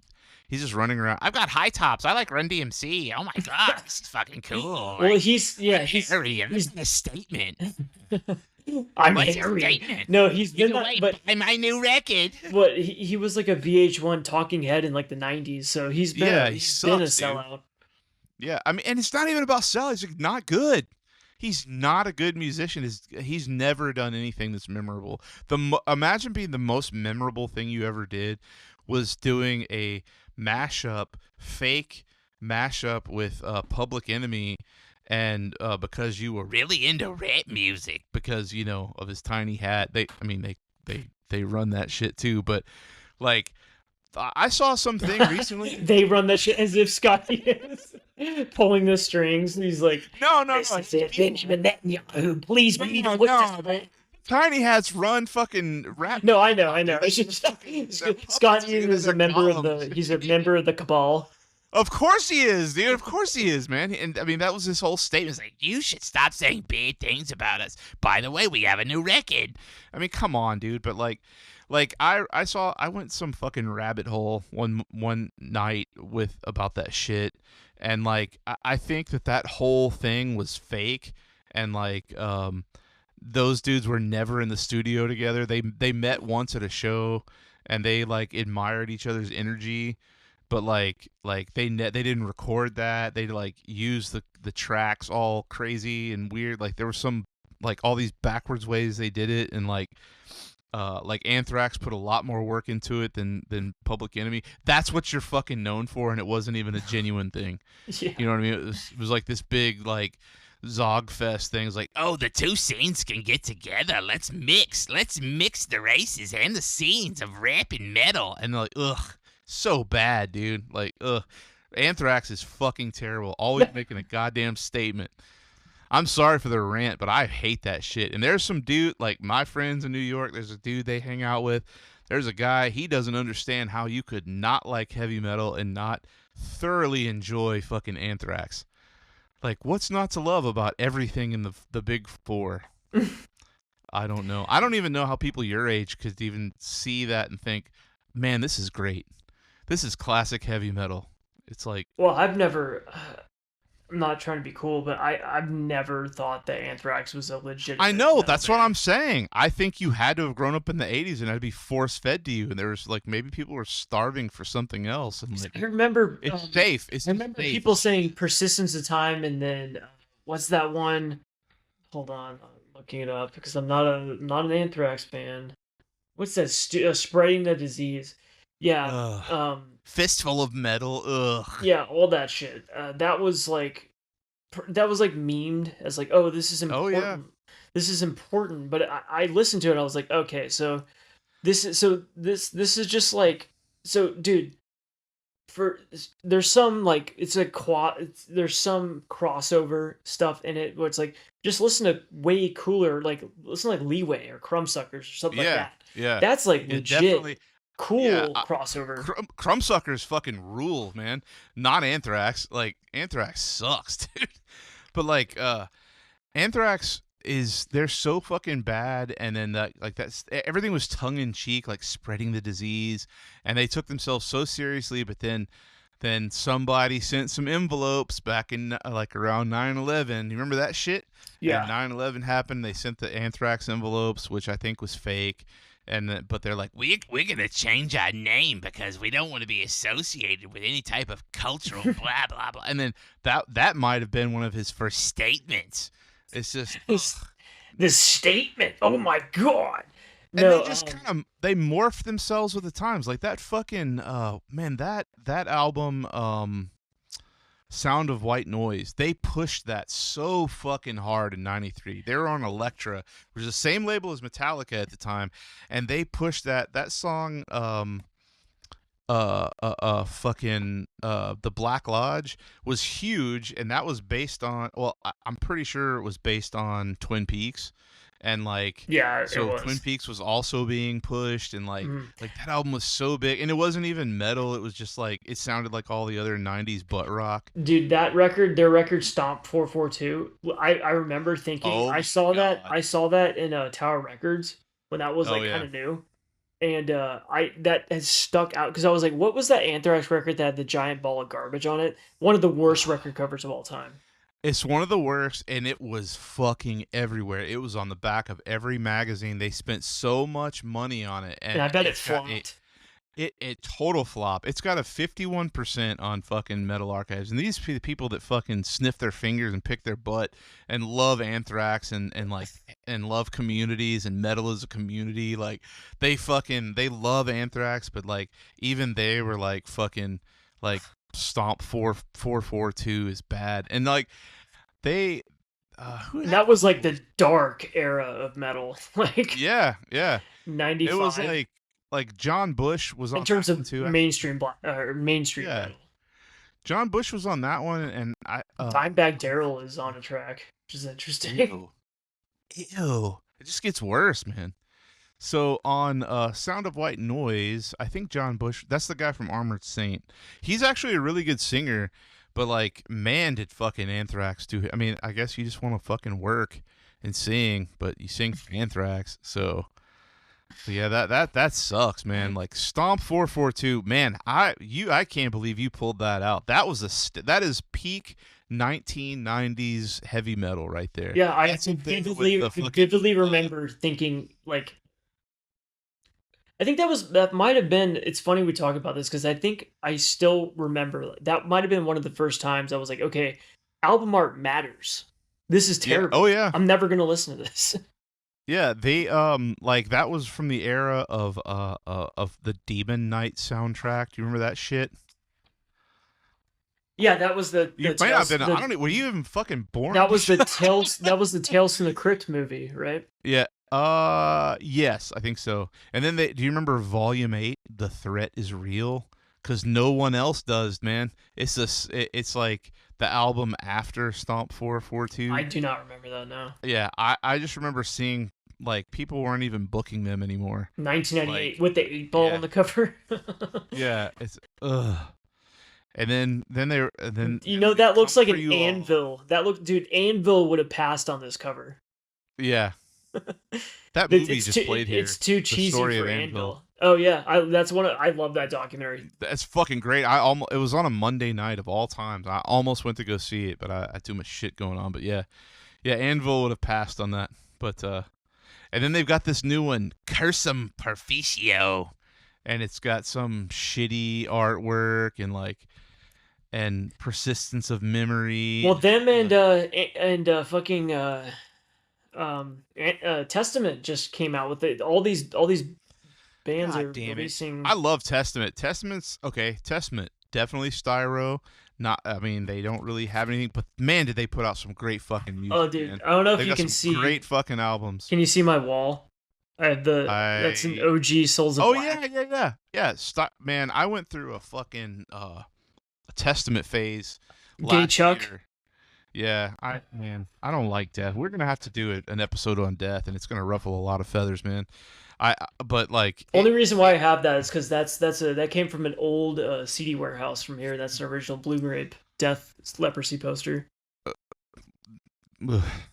I'm not the biggest. I'm not the biggest fan of death. I do like Scream Bloody Gore, but yeah. Testament is fucking rules, man. That shit up to a point, not all of it, up to a point.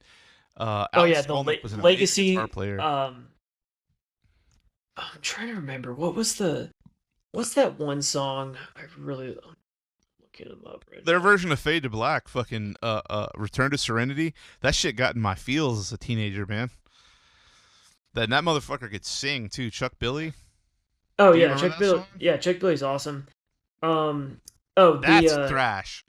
Practice what you preach. I think that's when people say they started to kind of poser out a little bit. New Order. People like I think my personal favorite Testament records, The Legacy. Oh, The Legacy rules, man. Mm-hmm. I always wanted, like, okay, so Chuck Billy could almost get into Hetfield territory with his vocals, and I love early Metallica, and like that's what I wanted more Metallica stuff, so I would listen to Testament, and Testament didn't quite scratch the itch, but just enough. You know, they didn't have the epic flowing parts like Injustice for All and fucking Master of Puppets and stuff, but Alex Skolnick is such a fucking sick guitar player. Yeah, he's amazing guitar player, man. And then Practice What You Preach was pretty good. Is that the one you said people started to? Yeah, that's kind of when some people start losing them. I like Practice What You Preach and Souls of Black. Yeah. I mean, that one's good. Let's see, Souls of Black has that sick. It has the title track that has that really cool riff. That yeah, it's almost like technical progressive. Good, it's sick. Now the ritual is where they lost me. That was that the one with who played drums on that one? That something about that album, like our friend our friend that has recently come back to Instagram. He I think he really likes the ritual, but I think he's just being a fucking contrarian. But like I think they lost me on the ritual. That was just like too slick or something. And I saw him. I didn't see him on that. Maybe saw him open somebody. I definitely saw him in '94 for Low because they had John Tempesta on. Or wait a minute. Where was John Tempesta from? Was he? I saw him on the Low tour, and then I remember the second time I saw him was when it was on Demonic or whatever that album with the guy from Death was on. Gene Hoglan. Yeah, I saw him on the Demonic tour at a tiny fucking club, and I remember just thinking like these guys used to play fucking stadiums, and now. Well, yeah, that's '97. That's the one. That's the one with the guy from Slipknot on the cover. Yeah. Yeah. Is that the album with Dogface Gods? Or is that the one after it? I think that was the one. It was The Gathering? Yeah, The Gathering. Is that? No, they came out with one. They were like, they're trying to be death metal. Maybe that was Demonic. Wait, hold on. I do know what you're talking about. Yeah, that was Low. Yeah. I saw him on that tour because people were like, "Oh, they got some," and he did do some growling, and that was I think that was the single Dogface Gods. But man, what a dog shit fucking album! And I think they were even playing bigger arenas, maybe not arenas, but bigger venues on that tour. Probably opening, but by the time they got to, well, it was 97. Would have been by the time they got to Demonic. With Gene Hoglan, like that would have been they were probably playing bars. Like yeah, that's what this place was, man. It was a bar, and it was not full. And I can't even remember. I think they were headlining, and I think Machine Head opened up. Maybe dude, that must have been scary. Imagine putting all your eggs. Abysmal. Putting all your eggs and being like, we're going to be a touring band forever, and then being like, okay, we're playing a bar with 15 It was bad, paid. dude. It was bad. This is the same I saw so many great shows in that club, and like That was the same club I saw Cannibal Corpse in '92 on the Bleeding tour, and there was 5 people there, and it was fucking awesome. It was Sinister, Cynic, and Cannibal Corpse on the Bleeding. Oh wow! Yeah, that's right. Yeah, because Cynic toured with them during the Bleeding, which I heard that was like a notorious tour because Cynic's reception nationwide was like very mixed, to say the least. Yeah, I thought it was great. It was before those guys. I knew those. I guess there was like twin brothers, and they were both gay and trans now, or something weird. I didn't even know that till a few years ago. But it was. Focus is awesome. I love that record. Yeah, it was crazy, man. They played Veil of Maya, and there was like a girl singing or something. It was nuts, dude. It was but like Sinister was awesome. Like Sinister was fucking amazing, and it was on the Summoning album. It was Summoning. Maybe it was just called Summoning, but they were killer. And then, of course, Cannibal Corpse just fucking blew everyone away. But my buddy that I keep talking about, the Polish one, his brother stage dived, but there was like no one to catch him, so he just like ran across the stage and jumped off. This dude's like almost 7 feet tall. It looked really awkward. Just jumped off to. But he just jumped off, yeah, because no one was gonna catch him. But that was an abysmal show. I feel so bad for those guys, but like good for them for playing it the same as they're playing in front of like 1,000 people.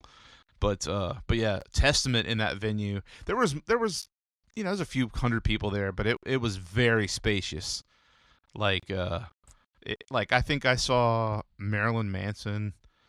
It was on their one of their early albums or something. I was with some girl and we went, and that was more full than the Testament gig. It was before they were huge, and there was more full than Testament because metal just wasn't cool. It was all about grunge. Dude, metal was like people don't like metal was like a joke for a while. Oh yeah, I mean it still kind of is. Yeah. But yeah, it's fucking sad. It's been sad since then. I don't know, something about. I don't know what happened in the night. I guess it was just they were all just on so much copium. They were like, we can't really change our styles. We all suck now. Like Metallica did it the worst. Like first they come out with the Black Album, which is just absolute dog shit, and they're like, well, we're just gonna play 90s rock, and they do Load and Reload, and then Anthrax does Sound of White Noise. Like, what the fuck are these guys thinking, man? Okay, that's the worst music imaginable.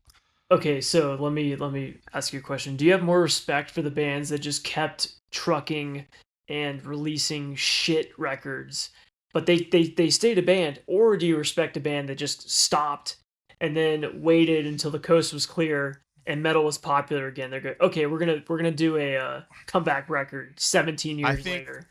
I think they're both equally bad, but you can redeem yourself. I'm really autistic with a couple of bands, and I don't want to have that conversation now because we're already running long. But like, I could really fucking, I'm really autistic with a few bands, and I will let them have some passes because they've come back, and I celebrate the entire catalog of some bands that I'm embarrassed to talk about. But like, those bands have never done a comeback. They've never just switched. I don't like those bands that have just come back now. They're like, oh, metal's popular. Maybe I can make some money because I'm tired of my fucking UPS job that I've been at since fucking. And they completely fuck it up, and it's like they smoke an exploding cigar and it blows up in their face and it sucks. Yeah. Everyone makes fun of it. You know what's worse than that though? The worst ones are the ones with like one original member and it's like the bass player. And, it's like a cover band. And then there's like 3 different versions, and this is different than like the Absurd situation, but it's like where it's called like one member's AD name first. Oh yeah, either AD or like John Doe's metal band. You know what I mean? Like, well, yeah, good. Look at like this guy's version. It's like fucking awful. Or like the guy from Wasp just did a set at the guitarist from Wasp. I can't remember. I'm just blanking on his name right now. Blackie Lawless? No, the other guy from Wasp. Oh god, I don't like Wasp. So what was this fucking Chris Holmes? Chris Holmes. Oh yeah. Yeah, it was like is Chris he alive? Holmes. I thought he died. No, he is, and it said Chris Holmes playing Wasp. It's like that type of shit. Or like Duff McKagan plays the songs of fucking Guns N' Roses, and he's like the only one, and like he just plays bass and like It's just terrible, dude. Yeah, that's They got some. so it's so common now. So I guess a lot of that is that yeah, metal is popular. So there's money involved again. Because back like Yeah. 20 years ago, no one gave a shit. So like whatever, we don't care. Fuck it. But now there's like, oh wait, we can actually like make some money from this. So okay, we're the bass player who played on our 1987 record is gonna have his own lineup, Yeah. and then our Yeah, original that's vocalist is terrible, gonna have their own separate lineup. They're gonna tour concurrently, which has happened a couple times. It's it's really bad. It's it's worse in the like the cock rock scene, like the cheesy rock scene, like that stuff's at least kind of fun, and they have that festival. I don't know if it still happens, but it's called like I think it's M3 or something. It's in Baltimore every year in the summer, and like all these fucking bands play there. Like Kix used to play every year, and like fucking Cinderella and like surviving members of all these bands would play. And, I mean, it's interesting. Like our friend used to go every year, but like yeah, like Queen's like that's what got me into Kix is those guys just talking about it all the time, and like it was like, oh, I get it, but like I don't know. Yeah, it's fucking sad, man. Like just fucking fizzle out, dude. Like what are you holding on to? Like I'm in my 40s, like I'm not holding on to shit that I did when I was 18. That's fucking embarrassing, dude. Like, well, okay. In some ways I am. I'm fucking doing this shit, but like I have the wherewithal to realize like it's fucking stupid. You know what I mean? Like you can't make a living on this stuff. Like you're not going to make a living with music unless you're a pop musician and you just totally sell your soul, and just make whatever, But I would do that, but like I would not feel like an artist. You know what I mean? Just a hired gun. So that's just not how I express myself. Anyway, Nocturnal Mortum. I'm just looking up Kix. I'm looking up. This is good, man. This is solid shit, dude. It's cock rock. It's good stuff, man. Talk to our friend about Kix. On their Wikipedia page, it says some journalists consider Kix to be among the greatest glam metal acts of all time. Absolutely. But they're not that fruity about the glam. They've got some solid shit, man. It's good stuff. Everybody should be listening to Kix. It's if you just want some good metal. It's just good metal, man. It's better than Cinderella. I never got into Cinderella. A lot of people swear by them, but or Great White. Yeah, man. R.I.P. Great White.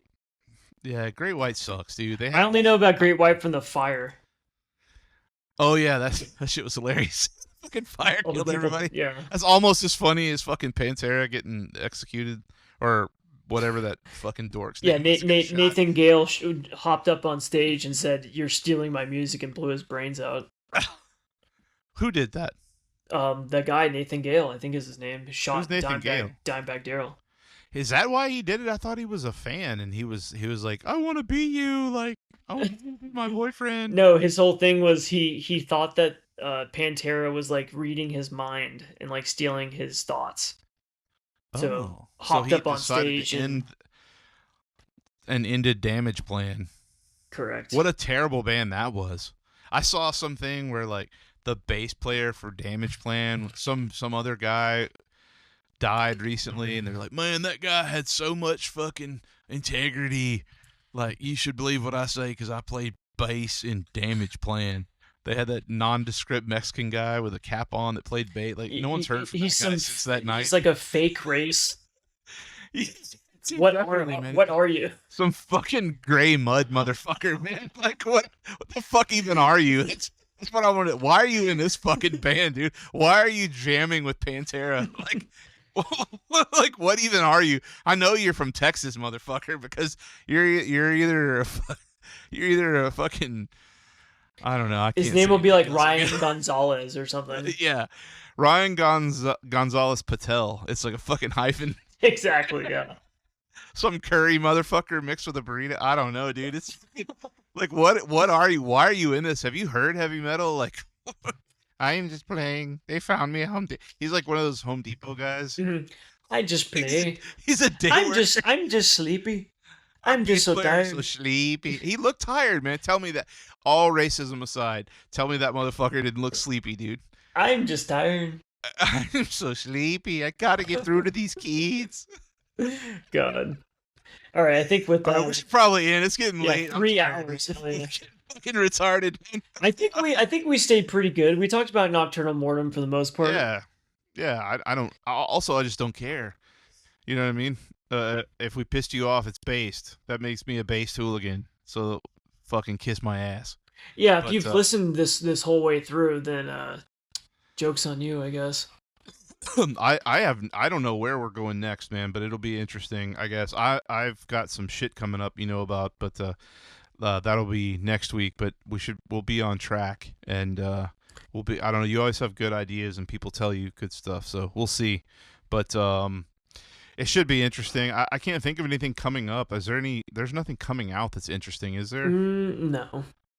I think there's a new Vehemence record in June, I believe. I pre-ordered that, so I'm not really into. I don't really look forward to many new records, but when I saw that Vehemence is doing it, and I had to say it like that because it's not. Vehemence is like that death metal band, so Vehemence is the French black metal. So looking forward to that. Love that band, so stoked. What was that other band aside from the Mentors that was in that email I sent you the other day? It was some heavy metal band, dude. I gotta grab that shit. I'm just gonna right now. Yeah, I'm blanking on that. I know you're talking about. I can't remember the name specifically. I don't want to say that because I'm afraid it'll sell out. Because shit like that is like super limited. But I want to pick up that Mentors record too. Because the shit look fucking... Yeah, listen to the Mentors, listen to Vaginal Jesus, listen to Anal Cunt, listen to Raunchous Brothers. Hey, I'm gonna call you out right here. I should just do that. I should have done this the other day, but what was the name of that El Duce documentary you said you watched? Is that newer? Or is it one I might have seen already? It's called The Mentors, King of Sleaze Rockumentary. How old is that? 2017.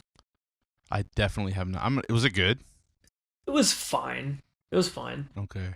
Did they cover how he conspired with Courtney Love to kill fucking Kurt Cobain? Because that's the greatest shit ever. Somewhat. I know that's in that one documentary. Yeah, that's what I was thinking of. But the reason why I watched it is because I got that Jim Goad Answer Me, and he interviews El Duce in it.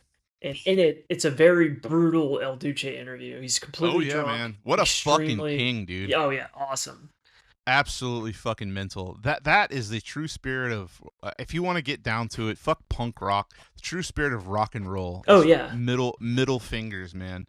Fucking smile on your face, chip on your shoulder, and hate in your heart. That's what it's all about, dude. That was fucking the Mentors. That was Anal Cunt, and anything Seth Putnam did. That's what it's all about. So fuck your posturing, dude. Just fucking listen to some shit that's gonna tick somebody off. Anyway, yeah, I got nothing else. So next time, and I'll talk to you later, and we'll be back with another episode in a couple of weeks. Sounds good. All right, man. See ya.